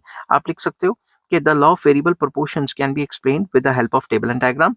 तो आपने एक टेबल बनाया, तो मैं आपको टेबल को थोड़ा जूम आउट करके बता देता हूँ। फर्स्ट कॉलम में मैंने लिखी है क्वांटिटी ऑफ लेबर, सेकंड में टोटल प्रोडक्शन, फिर एवरेज प्रोडक्शन एंड फिर मार्जिन प्रोडक्शन। तो मैंने क्वांटिटी ऑफ लेबर 0 से लेकर 11 तक लिखी है। तो टोटल प्रोडक्शन मैंने शुरुआत में इंक्रीज किया up to 5th unit increasing rate से। जैसे 100 था 220 हो गया, तो कितने से बढ़ा, 120 से बढ़ा, फिर कितना हो गया 360, कितने से बढ़ाया 140 से बढ़ाया, फिर कितने से बढ़ाया 160 से बढ़ाया, फिर कितने से बढ़ाया, 130 से बढ़ाया। तो आपने टीपी शुरू में इंक्रीज करनी है इंक्रीजिंग रेट में। अब ये जो एपी है, एपी मतलब एवरेज प्रोडक्शन, ये कहाँ से मिला, total production divided by quantity of labour. तो आप 100 को 1 से डिवाइड करोगे तो आपके पास आ जाएगा 100, 220 को 2 से डिवाइड करोगे तो आ जाएगा 110, 360 को 3 से डिवाइड करोगे आ जाएगा 120। ऐसे ये सारी की सारी एवरेज प्रोडक्शन निकल जाएगी। सिमिलरली मार्जिनल प्रोडक्शन निकालने के लिए हम क्या करते हैं, मार्जिनल प्रोडक्शन निकालने के लिए हम टीपी में चेंज देखते हैं। जैसे ये देखो, चेंज कितना आया 100, चेंज कितना आया 120, चेंज कितना आया 140, ऐसे ही चेंज देखेंगे 160, चेंज कितना आया 130, यहाँ पे चेंज 100। अब चेंज चेंज कम आना शुरू हो गया ना, ठीक है ना। अब आप देखोगे इसी तरीके से, तो शुरुआत में up to 5th unit of labour, यहाँ पे मैंने लिखा हुआ है up to 5th unit of labour TP बढ़ती है इंक्रीजिंग रेट से। मतलब up to 4th unit of labour देखेंगे तो टीपी इंक्रीजिंग रेट से बढ़ रही है, ताकि एमपी जो है वो बढ़ रही है। ठीक है, ठीक है। तो उसके बाद अगर आप देखोगे तो 5th यूनिट से TP starts increasing at diminishing rate, क्योंकि 520 के बाद 130 से बढ़ा, पहले 160 से बढ़ रहा था, अब 130 से बढ़ा, जो कि डिमिनिशिंग रेट को दिखाता है। ठीक है, 6th यूनिट से हमारी सेकेंड स्टेज स्टार्ट हो गई और 9th यूनिट तक ये अपने मैक्सिमम पे पहुंच गए, टीपी मैक्सिमम पहुंच गई 880। ठीक है, और इसके सामने आप एपी और एमपी तो निकाल ही लोगे जैसा कि मैंने बताया। और 10th यूनिट से थर्ड स्टेज स्टार्ट हो गई, जिसमें टीपी गिरनी शुरू हो गई। समझ के बात। तो एक बार आपने ये टेबल याद करना है, या फिर आप बना भी सकते हो, मगर पेपर में एकदम से बनाना बच्चों के लिए काफी मुश्किल हो जाता है। अब मैं इस टेबल को हल्का सा एक्सप्लेन करूंगा जैसा आपने पेपर में लिखना है। It is assume that capital with 5 machines is a fixed factors and its quantity remains unchanged at 5 units. तो हम ये मान के चलते हैं कि भाई हमारे पास कैपिटल जो है एग्जांपल के तौर पे 5 मशीनें और वो फिक्स रहेंगी। Labour is the variable factor and it's quantity increases from 1 to 11। 1 से लेकर 11 तक हमने इसकी क्वांटिटी को इंक्रीज कर दिया। It can be seen in the table that the amount of labour employed increases increases ये देखा जा सकता है कि टेबल में कि as the amount of labour, जो लेबर की जैसे जैसे क्वांटिटी हम बढ़ा रहे हैं वैसे वैसे टोटल प्रोडक्शन भी लगातार बढ़ रही है। ठीक है, तो the total output also increases until the 8th unit of labour is employed. तो हमने देखा जब तक 8th लेबर हमने यूज की तब तक तो ये बढ़ी रही थी, 8th लेबर के बाद नेक्स्ट लेबर से कांस्टेंट होगी और उसके बाद गिरनी शुरू होगी। इसी चीज को एक्सप्लेन किया है। Initially the total product increases at increasing rate and therefore marginal product rises. तो अगर हम देखें 4th यूनिट तक इंक्रीजिंग रेट चल रहा था, इसलिए तो 4th यूनिट तक मार्जिनल प्रोडक्शन बढ़ रही थी। तो बेसिकली टोटल प्रोडक्शन अगर इंक्रीजिंग रेट से बढ़ता है तो मार्जिनल प्रोडक्शन बढ़ता है या मार्जिनल प्रोडक्ट बढ़ता है, क्योंकि मार्जिनल प्रोडक्ट टीपी के बढ़ने का रेट ही तो है। समझ गई बात। Increase in the marginal product will pull up the average product also. तो जैसे जैसे एवरेज मार्जिनल प्रोडक्ट बढ़ रहा है वैसे वैसे एवरेज प्रोडक्ट भी बढ़ रहा है। ये बात आपको याद रखनी। वैसे मैं एवरेज प्रोडक्ट और मार्जिनल प्रोडक्ट में अलग से रिलेशनशिप लेके आऊंगा, उसका अलग टॉपिक बनाऊंगा। ठीक है, this tendency is observed up to the employment of 4th unit of labour या 4th labourer where the marginal product reaches maximum. तो वही बात कि 4th यूनिट तक जो है मार्जिनल प्रोडक्ट अपने मैक्सिमम पे चली जाती है, उसके बाद मार्जिनल प्रोडक्ट गिरनी शुरू हो जाती है। या फिर ये भी कह सकते हैं कि 4th यूनिट के बाद टोटल प्रोडक्शन है डिमिनिशिंग रेट से इंक्रीज करना शुरू कर दिया। Beyond the employment of 4th unit of labour that is 5th labourer या लेबर भी लिख सकते थे, labourer onwards the unit of the rate of increase in the total product switches from an increasing rate to a decreasing rate या diminishing rate and therefore the marginal product begins to diminish। वही वाली बात कि अगर 5th unit से देखें तो total product increase तो हो रहा है मगर डिमिनिशिंग रेट से इंक्रीज हो रहा है, इसीलिए मार्जिनल प्रोडक्शन गिरना शुरू हो गया। ठीक है, it will pull down the average product as well. इसकी वजह से जो एवरेज प्रोडक्शन है वो भी गिर जाएगी, क्योंकि जब मार्जिनल प्रोडक्टिविटी या मार्जिनल प्रोडक्शन गिरती है तो एवरेज प्रोडक्शन भी गिर जाती है। Eventually total product reaches the maximum and the marginal product becomes zero as 9th laborer is employed। तो इसमें ये बताया हुआ है कि एक टाइम आया 9th यूनिट पे जब टीपी मैक्सिमम पहुंच गई और मार्जिनल प्रोडक्टिविटी 0 हो गई। ठीक है, उसके बाद any attempt to expand the output beyond this point by employing more units of labor will not be fruitful। क्योंकि अगर इससे ज्यादा हम लगाएंगे लेबर, इससे ज्यादा वेरिएबल फैक्टर लगाएंगे तो टोटल प्रोडक्शन बढ़ने की बजाय उल्टा गिर जाएगी। In fact it will be counter productive because marginal product is negative. इसके बाद अगर हम और बनाएंगे तो मार्जिनल प्रोडक्ट नेगेटिव हो जाएगी, which implies that the total product diminishes. मतलब ये बताता है कि जैसे टोटल प्रोडक्ट डिमिनिश करेगी और लेबर लगा के मार्जिनल प्रोडक्टिविटी गिर जाएगी, नेगेटिव ही हो जाएगी। ठीक है, this happens when 10th and 11th laborer are employed, जैसा कि मैंने टेबल में बताया। thus an additional laborers या additional labor are thus as additional laborers are employed on a given amount of fixed factor, जो कि हमने 5 मशीनें ली हुई हैं, मार्जिनल प्रोडक्ट इवेंचुअली डिक्रीजेस। तो शुरू शुरू में तो इंक्रीज होता है, बाद में डिक्रीज हो जाता है। इसको मैंने टेबल के साथ साथ डायग्राम से भी एक्सप्लेन किया हुआ है, और आपको डायग्राम बनाना ही बनाना है। विदाउट डायग्राम समझ लो आपके नंबर नहीं आने। ठीक है, तो सबसे पहले पैनल में मैंने टोटल प्रोडक्शन और क्वांटिटी ऑफ लेबर लिखा हुआ है। सेकंड पैनल में भी क्वांटिटी ऑफ लेबर और average production and marginal production मैंने वाई एक्सिस पे लिखा हुआ है। तो शुरू में मैंने टीपी इंक्रीजिंग रेट से बढ़ाई अप टू पॉइंट एम। ठीक है, ये जो पॉइंट एम है, इस पॉइंट को पॉइंट ऑफ इन्फ्लेक्शन भी कहा जाता है। ठीक है, इस पॉइंट को पॉइंट, मैं शॉर्ट फॉर्म लिख रहा हूँ, आपने पूरा लिखना है, पॉइंट ऑफ इन्फ्लेक्शन। इन्फ्लेक्शन का पॉइंट वो पॉइंट होता है जिसके बाद कर्व अपनी स्पीड चेंज कर लेती है, क्योंकि एम पॉइंट तक तो इंक्रीजिंग रेट पे गया। अब अगर एम पॉइंट तक इंक्रीजिंग रेट पे गया तो आप ये देख रहे हो ना, इसी एम के सामने जो एन पॉइंट आ रहा है, यहाँ तक एमपी जो है लगातार इंक्रीजिंग रेट से बढ़ा है, सॉरी एमपी बढ़ा है। तो जब भी टीपी इंक्रीजिंग रेट से बढ़ता है, एमपी बढ़ता है। एम पॉइंट के बाद टीपी ने डिमिनिशिंग रेट लगा लिया। ठीक है, तो ये गिरना शुरू हो गया, और जैसे ही टीपी मैक्सिमम पहुंचा टी पॉइंट पे, इसके सामने एमपी 0 हो गया, और जैसे टीपी गिरा और एमपी क्या हो गया, नेगेटिव हो गया। ये बातें आपको याद रखनी है। यही तो लॉ ऑफ वेरिएबल प्रोपोर्शन है। लॉ ऑफ वेरिएबल प्रोपोर्शन कहता क्या है? लॉ ऑफ वेरिएबल प्रोपोर्शन कहता है कि अगर शॉर्ट पीरियड में लेबर को बढ़ाया जाए तो शुरू शुरू में इंक्रीजिंग रिटर्न्स आते हैं, बाद में डिमिनिशिंग रिटर्न्स आते हैं। समझ की बात? तो अब इसको मैं विद द हेल्प ऑफ क्या कहते हैं, डायग्राम की एक्सप्लेनेशन आपको समझाने की कोशिश करता हूँ। तो जैसे पेपर में लिखना है वैसे मैंने लिखा हुआ है। आपने हमेशा साइड पे डायग्राम्स बनाने हैं, और जो है साइड पे एक्सप्लेनेशन लिखनी है। ये डायग्राम बीच बिचाले बना के साइड वाली जगह नहीं छोड़नी, वो टीचर को अच्छा नहीं लगता। जब भी मैं पेपर चेक करने जाता था तो मैं छोटी छोटी चीज़ों को अच्छे से देखता था और उसी हिसाब से नंबर देता था। अटेम्प्ट जो है ना आपका, वो काफ़ी इंपॉर्टेंट है। The tendency of marginal product to diminish eventually, that is total product increases at a diminishing rate as per the law of variable proportions, can be explained with the help of diagram। तो simple words में यही लिखा है कि ये जो ज्यादा labour के बढ़ाने से मार्जिनल प्रोडक्टिविटी गिरती है, मार्जिनल प्रोडक्ट गिरती है, या टोटल प्रोडक्ट डिमिनिशिंग रेट से बढ़ती है बाद में, उसको हम टेबल डायग्राम के हिसाब से एक्सप्लेन कर सकते हैं। The upper panel shows the total product curve, TP curve, ये वाली जो कर्व है, ये वाली, ठीक है, TP curve which is drawn by plotting the total product on y-axis and the variable factor जो है quantity of labor, वो x-axis पे दिया हुआ है।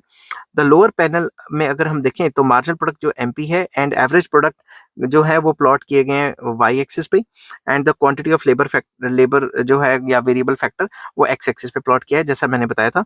All three curves that is TP, AP and MP are positively sloped initially and are negatively sloped subsequently.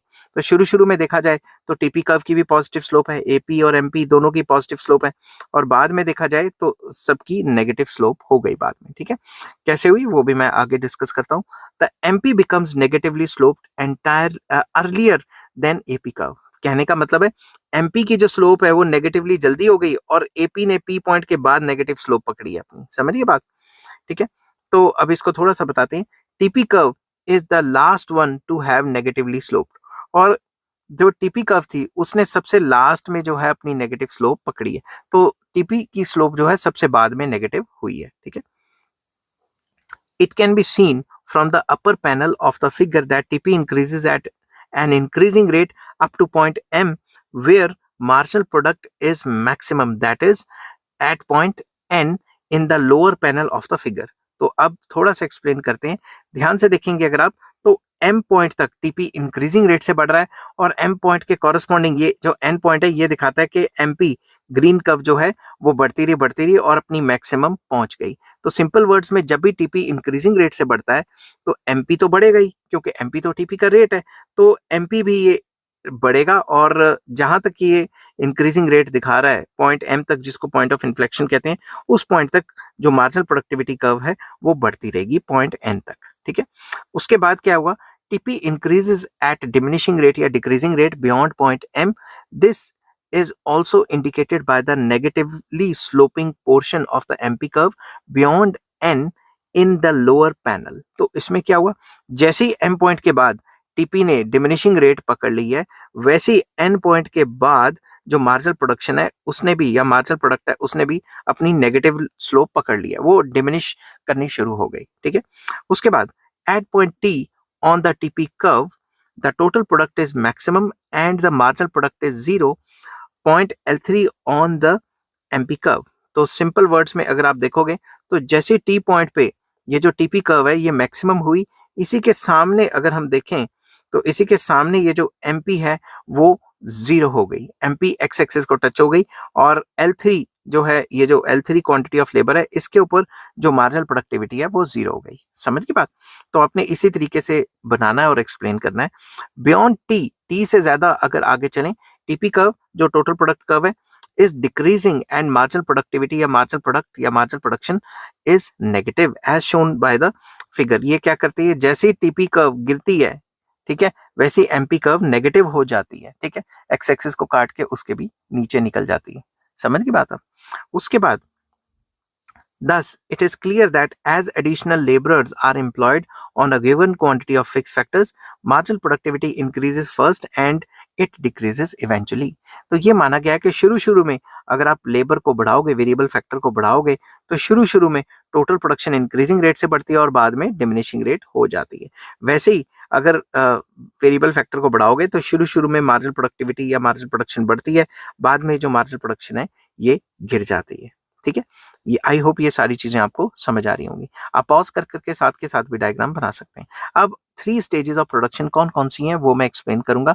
ये जो first stage है ये तब तक रहती है जब तक एपी और एमपी आपस में एक दूसरे को काटते नहीं।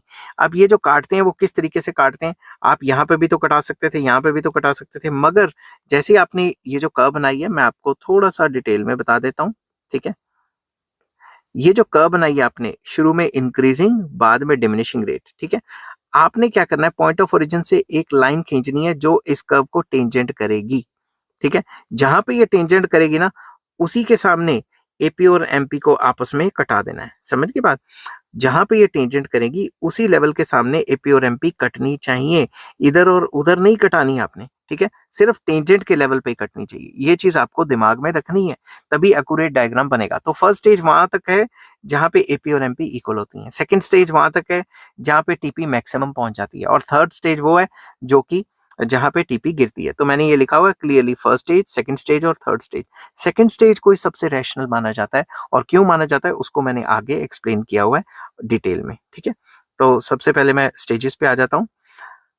The behaviour of the output in terms of TP, AP and MP on account of an increase in the variable input is conventionally divided into 3 stages। तो वेरिएबल फैक्टर को इंक्रीज करके टीपी, एपी और MP में जो भी changes आते हैं उनको हम 3 स्टेजेस में डिस्कस कर सकते हैं। These 3 stages are explained as under. First stage आ जाती है स्टेज ऑफ इंक्रीजिंग रिटर्न्स। तो शुरू में देखें तो इंक्रीजिंग रिटर्न्स आ जाती है, बाद में थोड़ी सी डिमिनिशिंग रिटर्न्स भी शुरू हो जाती है एम पॉइंट के बाद।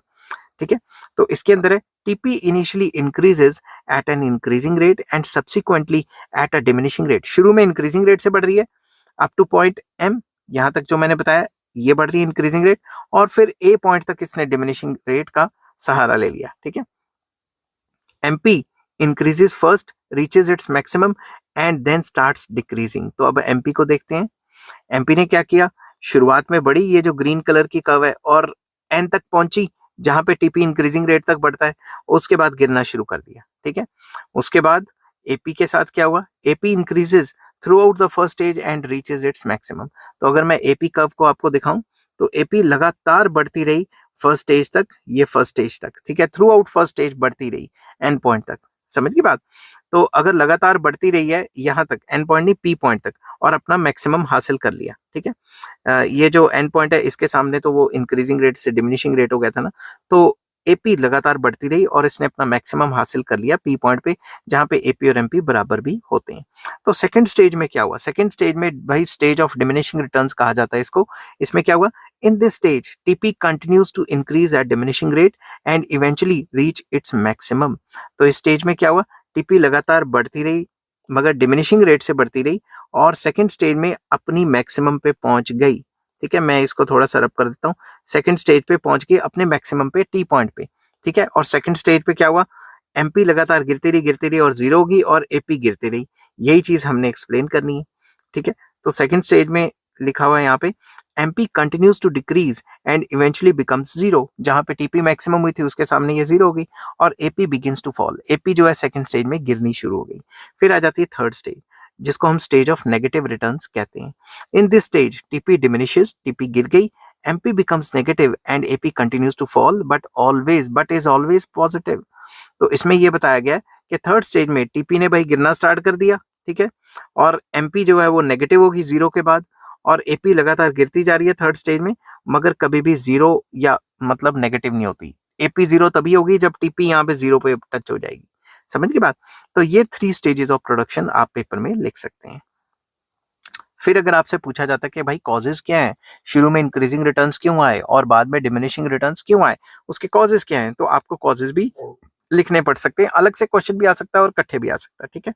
It is important to know the reasons for the operation of three phases of the law of variable proportion. तो first आ जाता है causes of increasing returns.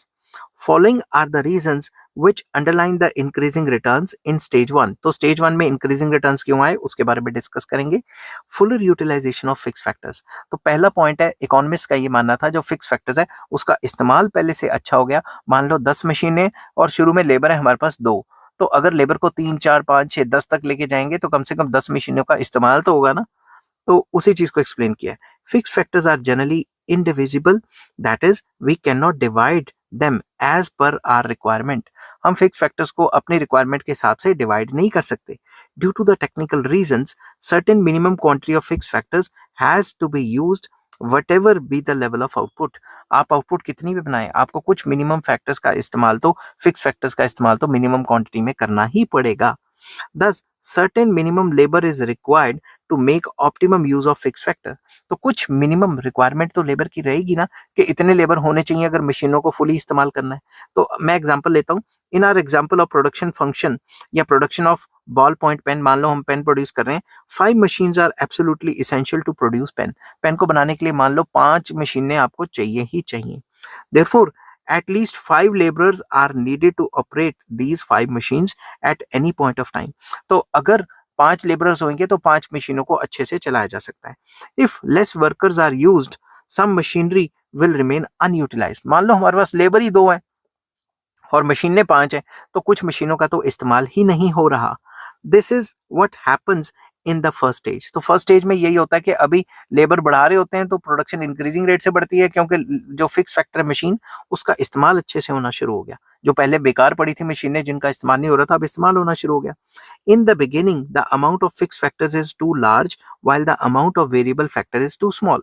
जो वेरिएबल फैक्टर्स हैं वो तो कम होते हैं और जो फिक्स फैक्टर्स हैं वो ज्यादा होते हैं।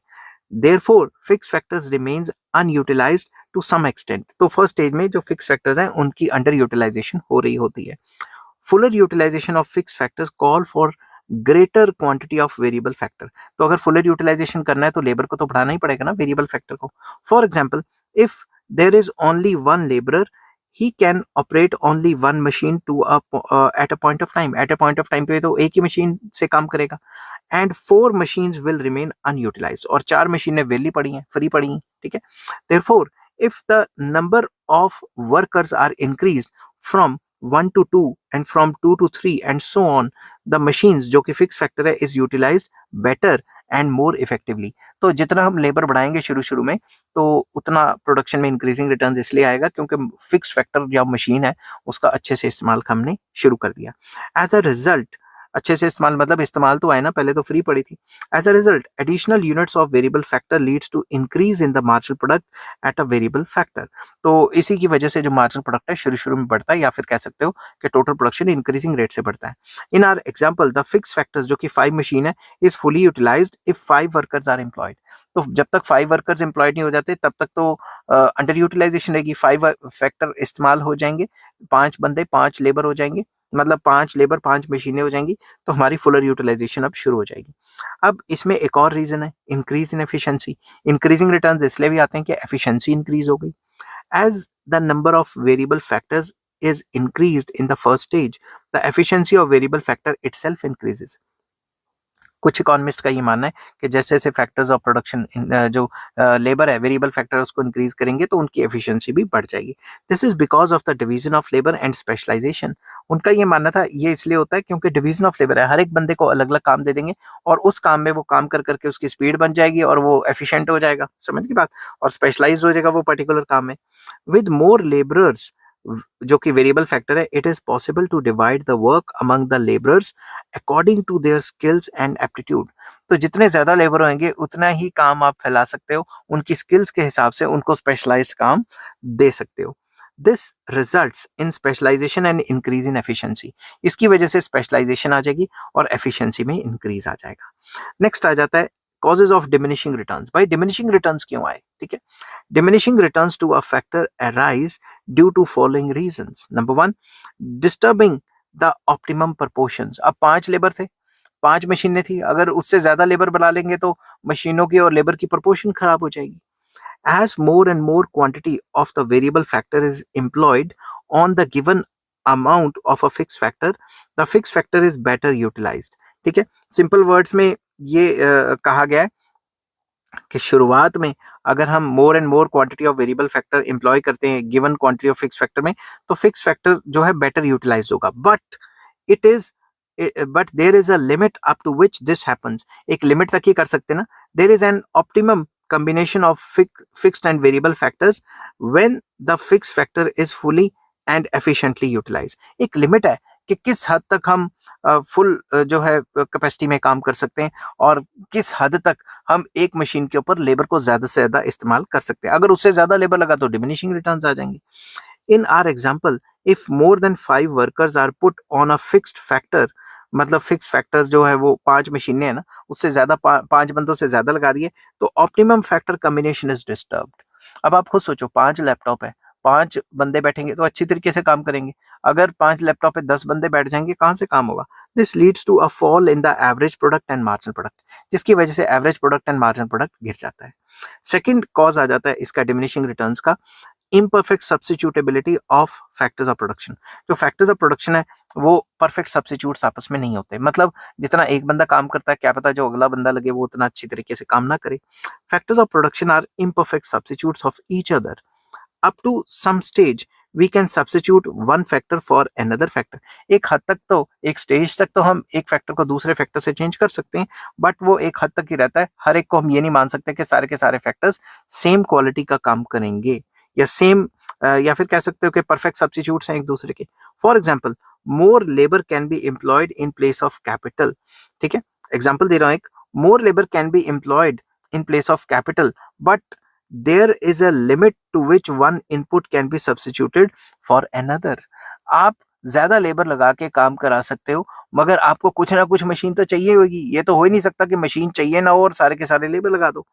Therefore diminishing returns will operate because we cannot effectively substitute labor for capital। अब लेबर को कैपिटल की तरफ या कैपिटल को लेबर की तरफ परफेक्टली सब्स्टिट्यूट तो नहीं किया जा सकता। अगर अपने बंदों से भी काम कराना है, सारे के सारे बंदे भी रख लिए, तो उनको भी तो कोई ना कोई मशीनरी चाहिए होगी ना काम करने के लिए। समझ की बात, ये भी एक फैक्टर है जो रिस्पॉन्सिबल है डिमिनिशिंग रिटर्न्स का। नेक्स्ट आ जाता है कॉजेज फॉर नेगेटिव रिटर्न्स, जो थर्ड स्टेज में टोटल प्रोडक्शन ही गिर गई। ठीक है, the phenomenon of negative returns in stage 3 can be explained in terms of the following reasons। Number one, overcrowding। कुछ ज्यादा ही बंदे रख लिए। मान लो एक शोरूम है, उसमें 2-4 सेल्समैन है तो ठीक है, अगर सेल्समैन ही 50 रख लिए तो कस्टमर कहां से आएंगे। ठीक है, if we keep on adding variable factor, that is labor, with a given quantity of fixed factor, this will lead to overcrowding of variable factor on the fixed factor, that is excessive quantity of variable factor on the given quantity of fix factor. तो basically आप over crowding कर दोगे, जहां 5 मशीनें हैं, 5 मशीनों की जगह 50 लेबर रख दिए तो कुछ ज्यादा ही ओवर क्राउडिंग होगी ना, तो काम कहां से चलेगा। There will be lower availability of tools and equipments per worker. तो किसी को वो मशीन ही नहीं मिलेगी काम करने के लिए, तो अवेलेबिलिटी ऑफ इक्विपमेंट गिर जाएंगी ना। This will cause a fall in productivity, इससे प्रोडक्टिविटी गिर जाती है।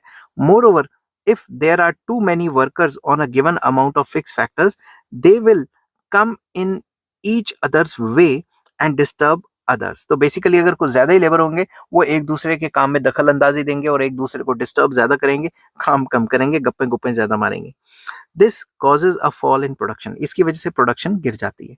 और दूसरा मैनेजमेंट प्रॉब्लम. इन सारे बंदों को मैनेजमेंट इफेक्ट मतलब मैनेज करना भी थोड़ा मुश्किल हो जाएगा. Use of too much of variable factor like labor also creates the problem of effective management. इससे effectively manage भी नहीं हो पाते बंदे. When there are too many workers, they may shift responsibility to each other. अगर कुछ ज्यादा ही बंदे रखे हुए हैं, वो कहेगा मेरी गलती नहीं, उसकी गलती है, दूसरा कहेगा मेरी गलती नहीं, उसकी गलती है. It becomes difficult to manage them. काफी मुश्किल हो जाता है उनको मैनेज करना. The laborers may avoid work. It becomes difficult to fix accountability.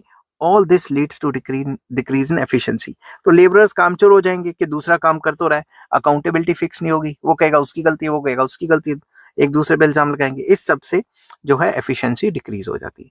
अब इन सब में भाई रैशनल स्टेज क्या होती है? मैंने आपको बताया था ना सेकंड स्टेज को रैशनल माना जाता है, तो उसके बारे में लिखा हुआ है कि रैशनल स्टेज क्या है. Given the 3 stages of production, it is important to know in which stage a rational producer would like to operate and produce. अगर 3 स्टेजेस है तो ये काफी इंपॉर्टेंट है देखना कि भाई एक रैशनल प्रोड्यूसर कौन सी स्टेज में रहना चाहेगा. ये मेन चीज है. Of these 3 stages of production, firms will want to produce in second stage. क्यों? Under no circumstances a rational producer would operate in stage 3. क्योंकि स्टेज 3 में क्या हो रहा है भाई? स्टेज 3 में तो प्रोडक्शन हमारी डायग्राम के हिसाब से चलें तो प्रोडक्शन हमारी गिर रही है. थर्ड स्टेज में तो रहना नहीं चाहेगा क्योंकि प्रोडक्शन गिर रही है. फर्स्ट स्टेज में अभी इंक्रीजिंग रेट तो है, बट अभी इसने ये जो मैक्सिमम लेवल है ये तो नहीं ना अटेन किया. इसी वजह से सेकंड स्टेज में रहना चाहते हैं सारे प्रोड्यूसर. ठीक है, इसको मैंने एक्सप्लेन किया हुआ है अच्छे तरीके से, आप इसी तरीके से पेपर में लिख सकते हैं. Here marginal product of the variable factor is negative. तो थर्ड स्टेज में तो मार्जिनल प्रोडक्ट ही नेगेटिव हो गया, इसलिए नहीं रहना चाहता. Therefore the producer can increase his total product by employing less of the variable factor. तो अगर मार्जिनल प्रोडक्ट को बढ़ाना है या टोटल प्रोडक्ट को बढ़ाना है तो पहले से कम फैक्टर यूज करने पड़ेंगे. Even if the variable factor is free, the rational producer will not like to employ additional unit of it because it results in decrease in total product. अब third stage में अगर आप देखोगे तो अगर मुफ्त के लेबर भी मिल रहे हैं तो भी मुफ्त के लेबर भी एम्प्लॉय नहीं करेगा क्योंकि ज्यादा लेबर एम्प्लॉय करने से टोटल प्रोडक्शन गिर जाती है. It is simple common sense कि ज्यादा लेबर से भाई टीपी गिर रही है तो ना एम्प्लॉय करो. After all, why would a firm incur expenditure in employing an additional worker if it results in decrease in the total product? भाई क्यों कोई मतलब फैक्ट्री फालतू लेबर लगा के अपना टोटल प्रोडक्शन गिराएगी. ठीक है, why would he like to spend more and get less? क्यों ज्यादा खर्च के उसे प्रोडक्शन कम करनी है, समझ की बात, या लॉस लेना है. Stage 3 is sometimes called stage of economic absurdity या फिर इकोनॉमिक नॉनसेंस. के फालतू लेबर लगाया तो भाई टीपी उल्टा गिर गई. ठीक है, a rational producer would not like to operate in stage 1. तो ऊपर वाला पैराग्राफ मैंने स्टेज 3 के बारे में लिखा था, यहां मैं स्टेज 1 की बात करूंगा एज वेल. क्यों? It is because the average product of the variable factor is increasing through out this stage. इस स्टेज में एवरेज प्रोडक्ट जो है वो लगातार बढ़ रही है. ठीक है, the producer would avoid producing in this stage because by expanding its output it reduces the average cost. तो सिंपल वर्ड्स में अगर वो इस स्टेज में अगर अपनी आउटपुट को कम करता है तो उसकी एवरेज जो कॉस्ट है वो क्या आएगी? Expanding it output by reducing the average cost. तो सिंपल वर्ड्स में जो प्रोड्यूसर है वो इस स्टेज में एक्सपेंड करता है आउटपुट और इस स्टेज में होता क्या? एवरेज कॉस्ट रिड्यूस होती है. तो जब एवरेज प्रोडक्शन बढ़ेगी, एवरेज प्रोडक्टिविटी बढ़ेगी तो एवरेज कॉस्ट तो रिड्यूस ही होगी ना. तो फर्स्ट स्टेज में कौन चाहेगा एवरेज कॉस्ट रिड्यूस ना हो. ठीक है, if producer stops operating before the stage 1 ends, अगर स्टेज 1 एंड हो जाती है वहीं पे रोक देता है, it means that he is not taking full advantage of rising productivity, that is AP. तो फर्स्ट स्टेज में तो एपी लगातार बढ़ रही है तो उसकी फुल एडवांटेज नहीं लेता of the variable factor. The firm has an incentive to employ more variable factor throughout stage 1 because by employing them it can increase the average product, reducing the average cost and thereby increase its profit. तो simple word में अगर stage 1 पे रुक गया तो अगर average productivity जो बढ़ती जा रही है, अगर स्टेज 1 पे रुक गया तो एवरेज प्रोडक्टिविटी और ज्यादा नहीं बढ़ेगी, या फिर आप कह सकते हो एवरेज कॉस्ट उतनी ज़्यादा नहीं गिरेगी, उसकी कॉस्टिंग ज़्यादा पड़ जाएगी, क्योंकि आपको पता है ना प्रोडक्शन और कॉस्ट एक दूसरे के अपोजिट टॉपिक होते हैं। तो एवरेज प्रोडक्टिविटी बढ़ती है तो एवरेज कॉस्ट गिरती है। This means that total profits increase if production is expanded beyond the region of the rising average product, that is stage 1. A rational producer will never stop producing in a situation of increasing profit. अगर first stage में लगातार profit बढ़ रहे हैं तो भाई कौन रुकेगा? पागल कुत्ते ने काटा हुआ है जो हम रुक जाएंगे, हमें तो और ज्यादा प्रॉफिट चाहिए ना, समझ की बात। Thus, it is obvious that the rational producer will not like to operate in stage 1 and stage 3. Thus, by the process of elimination, we come to the conclusion that a rational producer will operate in stage 2. ना ही stage 1 पे रहना चाहेगा क्योंकि उसके profit अभी बढ़ रहे हैं, ठीक है, वहीं पे नहीं रुकना चाहेगा। और स्टेज 3 में तो भाई नेगेटिव रिटर्न्स हो गए, तो स्टेज 3 में भी नहीं चाहेगा, तो स्टेज 2 ही थोड़ी ऑप्टिमल स्टेज है, वहीं पे रुकना चाहेगा। आई होप ये लंबी वीडियो होगी थी और आपको अच्छे से समझ आई होगी। मैंने कोशिश की कि मैं सारे aspect law of variable proportion के कवर कर लूं।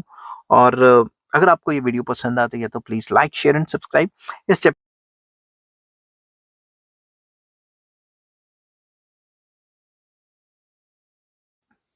हेलो फ्रेंड्स, आज मैं आपके साथ इकोनॉमिक्स का एक और टॉपिक लेके आया हूँ और टॉपिक का नाम है relationship between average product and marginal product, या एपी और एमपी में क्या रिलेशन होता है, या average production and marginal production में क्या रिलेशन होता है।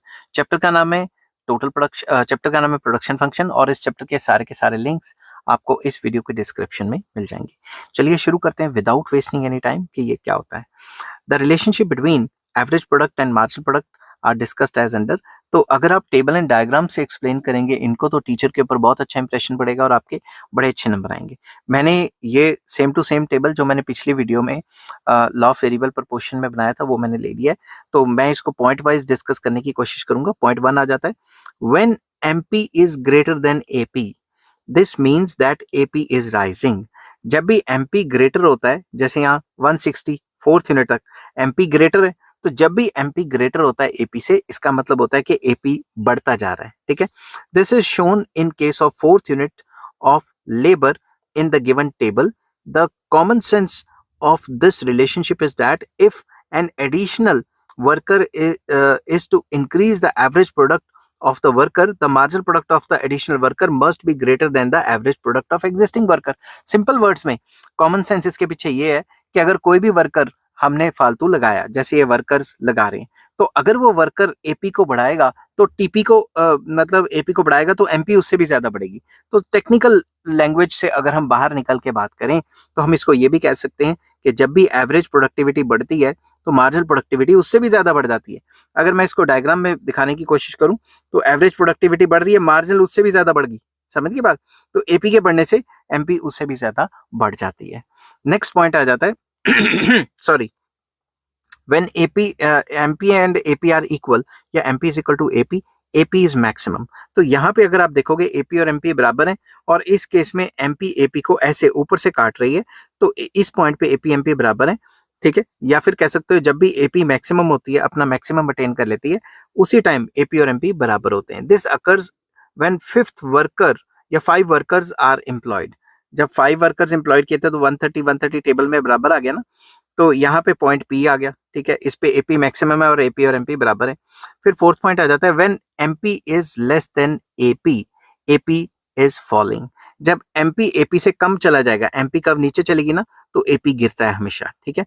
अगर हम यहाँ देखेंगे तो एमपी 100 कम होनी शुरू होगी तो एपी ने गिरना शुरू कर दिया। या ये भी कह सकते हैं कि जब भी एपी गिरता है एमपी उससे भी ज्यादा गिर जाता है, ठीक है। This stage starts from 6th unit. तो 6th यूनिट पे देखें तो 6 यूनिट से ये स्टेज स्टार्ट हो जाती है। And fourth point, MP can be positive, zero and negative. जो एमपी है सॉरी, ये लगातार पॉजिटिव भी रहा, L3 पॉइंट पे क्या आ गया, ये जीरो हो गया और ये नेगेटिव भी हो गया, बट एपी हमेशा पॉजिटिव रहती है। एपी जो है सारे के सारे आउटपुट पे पॉजिटिव ही रहती है। तो सिंपल वर्ड्स में एमपी पॉजिटिव भी हो सकता है, जीरो भी हो सकता है, नेगेटिव भी हो सकता है। एपी मैक्स जो है वो हमेशा पॉजिटिव रहता है। एमपी जो है जीरो होता है जब टीपी मैक्सिमम होता है, जैसे टीपी गिरा एमपी नेगेटिव भी हो जाता है, समझ की बात। मगर एपी हमेशा पॉजिटिव रहता है। तो ये 4 पॉइंट्स है with the help of table and diagram. अगर आप पेपर में टेबल एंड डायग्राम बनाएंगे तो टीचर खुश हो जाएगी और आपको अच्छे नंबर देगी। आई होप ये वीडियो आपको पसंद आई होगी। अगर पसंद आती है तो please like share and subscribe. इस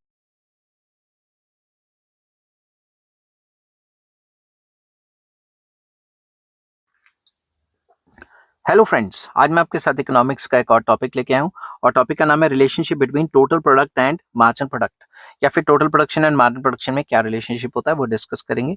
डिस्कस करने से पहले बता दूं कि चैप्टर का नाम है प्रोडक्शन फंक्शन और इस चैप्टर के सारे लिंक्स आपको इस वीडियो के डिस्क्रिप्शन में मिल जाएंगे। चलिए विदाउट वेस्टिंग एनी टाइम शुरू करते हैं। The relationship between TP and MP are या इज एज फॉलोज या can be discussed with the help of following points. तो मैंने टेबल और डायग्राम बनाया हुआ है, आपको ये same to same law of variable proportion वाला टेबल एंड डायग्राम है। ये मैंने पीछे से कॉपी पेस्ट कर दिया। आपको बताऊंगा इसमें आपको कौन कौन से कंटेंट्स रखने हैं। सबसे पहले तो आप एपी को नहीं लिखोगे, आप विदाउट एपी भी ये कर सकते हो। ठीक है, मैं इसको ऐसे करके कर सकता हूँ, इसको थोड़ा सा इधर खिसका देता हूँ, रुको 2 मिनट।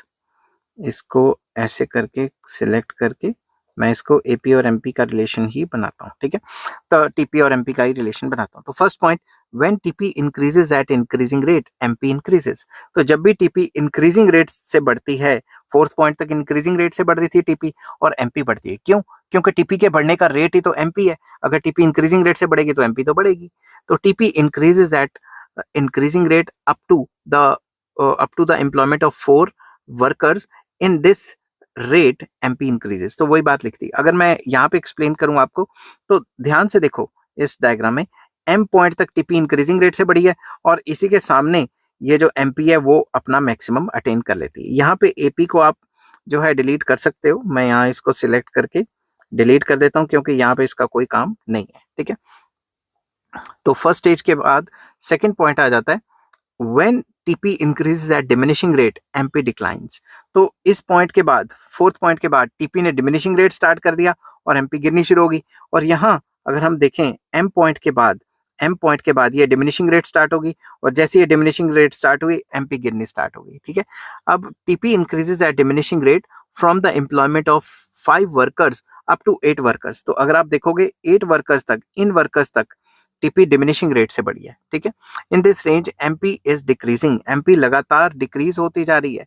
अगर आप टेबल के हिसाब से देखेंगे 130 से 160 से गिरती गिरती 40 पहुंच गई। ठीक है, when TP reaches its maximum MP becomes zero. अब आप देखोगे जब भी 9th यूनिट में जो है ये मैक्सिमम हुई और वो जीरो हो गई एमपी। ठीक है, टी पॉइंट के सामने देखोगे जहां टीपी मैक्सिमम है, इसके सामने एमपी जीरो हो गई। तो इन our example this occurs when with the employment of 9 units of labour. तो 9th लेबर में देखोगे टीपी मैक्सिमम है और एमपी जीरो हो गई। When TP begins to decline, MP becomes negative। जैसे ही टीपी गिरनी स्टार्ट होती है एमपी नेगेटिव हो जाती है। और यहाँ पे 10th और 11th यूनिट में देखोगे टीपी गिर रही है और एमपी नेगेटिव होती जा रही है। ठीक है, this occurs from the employment of 10 units of 10 workers onwards, जिसमें एमपी जो है नेगेटिव हो जाती है। MP is negative in this range. तो मैंने with the help of table और with the help of diagram बना दिया। अगर आप टेबल एंड डायग्राम दोनों बनाएंगे रिलेशनशिप के साथ तो टीचर बहुत खुश होगी और आपको अच्छे नंबर देगी।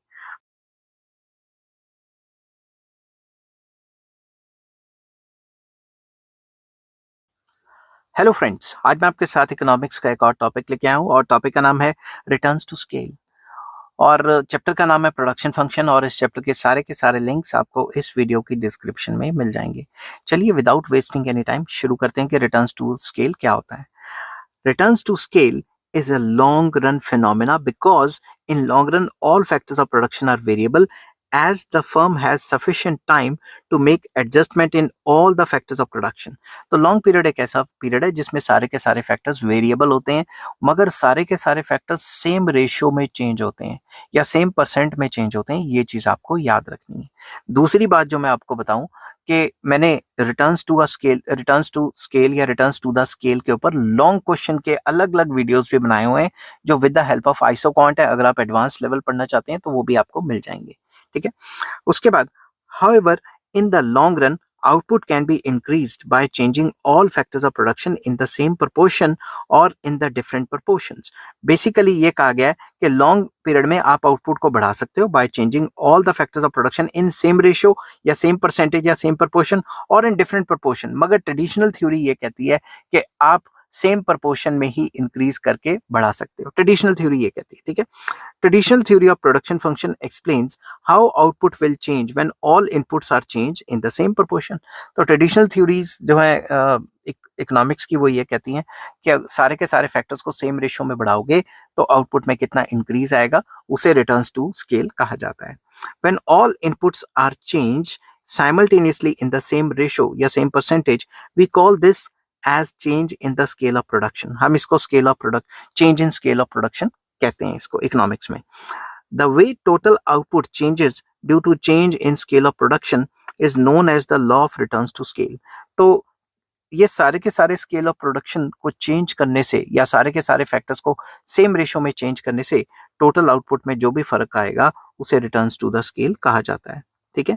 दस whereas the short run change, शुरू से बोलता हूं, thus whereas in the short run change in output is associated with change in factor proportions, change in output in the long run is associated with change in scale of production।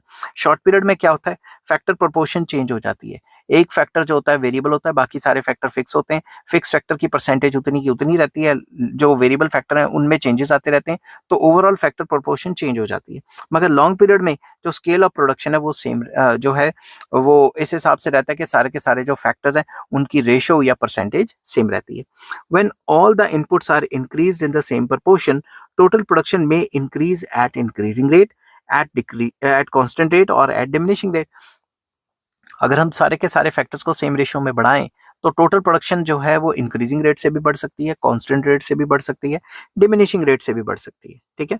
Accordingly the returns to scale could be increasing, constant and decreasing या diminishing. तो returns to scale में भी increasing returns to scale भी हो सकता है, diminishing returns to scale भी हो सकता है और कांस्टेंट रिटर्न्स टू स्केल भी हो सकता है। We can discuss these as under. तो मैंने शॉर्ट में एक्सप्लेन किया है क्योंकि मैंने ऑलरेडी इनके ऊपर लॉन्ग क्वेश्चन की वीडियो बनाई हुई है। अगर आपको वो चाहिए तो मुझे कमेंट कर देना, मैं आपको मतलब लिंक शेयर कर दूंगा। ठीक है। तो फर्स्ट आ जाता है कांस्टेंट रिटर्न्स टू स्केल। तो कांस्टेंट रिटर्न्स टू स्केल को कई बुक्स में law of constant returns to scale भी कहा जाता है। ठीक है। तो इसमें क्या होता है, if increase in output is in same proportion as increase in quantity of all inputs, returns to scale are said to be constant. तो सिंपल वर्ड्स में अगर सारे के सारे फैक्टर सेम रेशियो में बढ़ाए जाएं तो जितने परसेंट में फैक्टर बढ़े उतने परसेंट में आउटपुट भी बढ़ जाए तो उसे हम कांस्टेंट रिटर्न्स टू स्केल कहते हैं। thus if all inputs are increased by 100% as a consequence output also increases by 100%, returns to scale are constant। जैसे कि मैंने एग्जांपल लिया, पहले एक लेबर एक कैपिटल को इस्तेमाल करके हम 100 यूनिट्स बना रहे थे, हमने 100% जो इनपुट्स हैं वो बढ़ा दिए, मतलब लेबर और कैपिटल को डबल कर दिया और आउटपुट भी डबल हो गई, तो इसे कांस्टेंट रिटर्न्स कहेंगे या law of constant returns to scale कहेंगे। कांस्टेंट रिटर्न्स में वो कंफ्यूज हो जाते हैं बच्चे के, ये रिटर्न्स टू अ फैक्टर है या रिटर्न्स टू स्केल है। यहाँ पे मैं स्पेसिफिकली बोल रहा हूँ कि returns to constant returns to scale कहेंगे इसको। ठीक है। नेक्स्ट आ जाता है इंक्रीजिंग रिटर्न्स टू स्केल। तो इसमें वही है भाई, हमने फैक्टर तो डबल कर लिए, आउटपुट डबल से भी ज्यादा हो गई, समझ की बात। Increasing returns to scale means that the increase in output is more than proportional to increase in inputs. हमने इनपुट्स की जितनी प्रोपोर्शन बढ़ाई, आउटपुट उससे भी ज्यादा प्रोपोर्शन में बढ़ गए। For example, if all inputs are increased by 100%, the output increases by 150%, the increasing returns to scale will operate. तो भाई इनपुट के बढ़ने से अगर हम सारे के सारे इनपुट्स को सेम रेशियो में बढ़ा रहे हैं और आउटपुट उससे भी ज्यादा हो रही है, अगर यहाँ 200 होता तो कांस्टेंट रिटर्न्स टू स्केल होते, 200 से भी ज्यादा हो गया तो इसे इंक्रीजिंग रिटर्न्स टू स्केल कहेंगे। डिमिनिशिंग इससे अपोजिट हो गया, या decreasing returns to scale. If output increases in a smaller proportion than the increase in inputs, there is decreasing returns to scale. Example, if inputs are increased by 100% but the output increases only by 50%, decreasing returns या diminishing returns takes place। तो इसमें diminishing returns आ जाते हैं। जैसे कि inputs मैंने use किए 1 labour 1 capital और इनपुट्स को मैंने डबल कर दिया, 2 लेबर 2 कैपिटल हो गए, मगर आउटपुट डबल नहीं हुई, डबल से कम रही। ठीक है।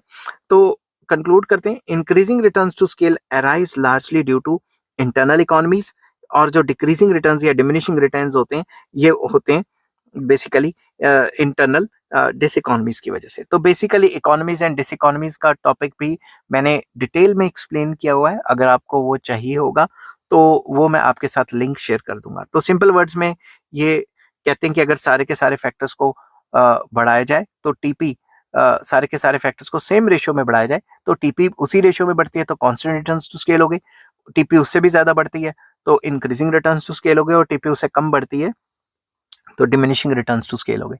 तो लॉन्ग पीरियड में ये जो रिटर्न्स टू स्केल है इनके आने की वजह इकोनॉमीज एंड डिसइकोनॉमीज होती है, जिसके ऊपर मैंने अलग से वीडियो बनाई हुई है। ठीक है। आई होप ये वीडियो आपको पसंद आई होगी। अगर पसंद आती है तो please like share and subscribe.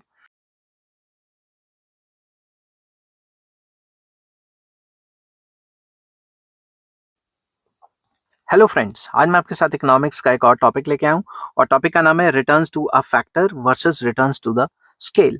इन दोनों में क्या डिफरेंसेस हैं वो डिस्कस करेंगे। डिस्कस करने से पहले बता दूं कि चैप्टर का नाम है प्रोडक्शन फंक्शन और इस चैप्टर के सारे लिंक्स आपको इस वीडियो की डिस्क्रिप्शन में मिल जाएंगे। चलिए शुरू करते हैं। रिटर्न्स टू अ फैक्टर में मैंने फर्स्ट पॉइंट लिखा हुआ है, it operates in the short period. ये शॉर्ट पीरियड में ऑपरेट करता है, काम करता है शॉर्ट पीरियड में। It is associated with the notion of short run production function. ये शॉर्ट रन प्रोडक्शन फंक्शन के साथ रिलेटेड है। मगर दूसरी तरफ it operates in long run and it is associated with the notion of long run production function. तो returns to scale को long run production function के साथ डिस्कस किया जाता है और ये जो रिटर्न्स टू अ फैक्टर है इसको शॉर्ट रन प्रोडक्शन फंक्शन के साथ डिस्कस किया जाता है। ठीक है। सेकंड पॉइंट आ जाता है इसमें, रिटर्न्स टू अ फैक्टर में only one factor is variable.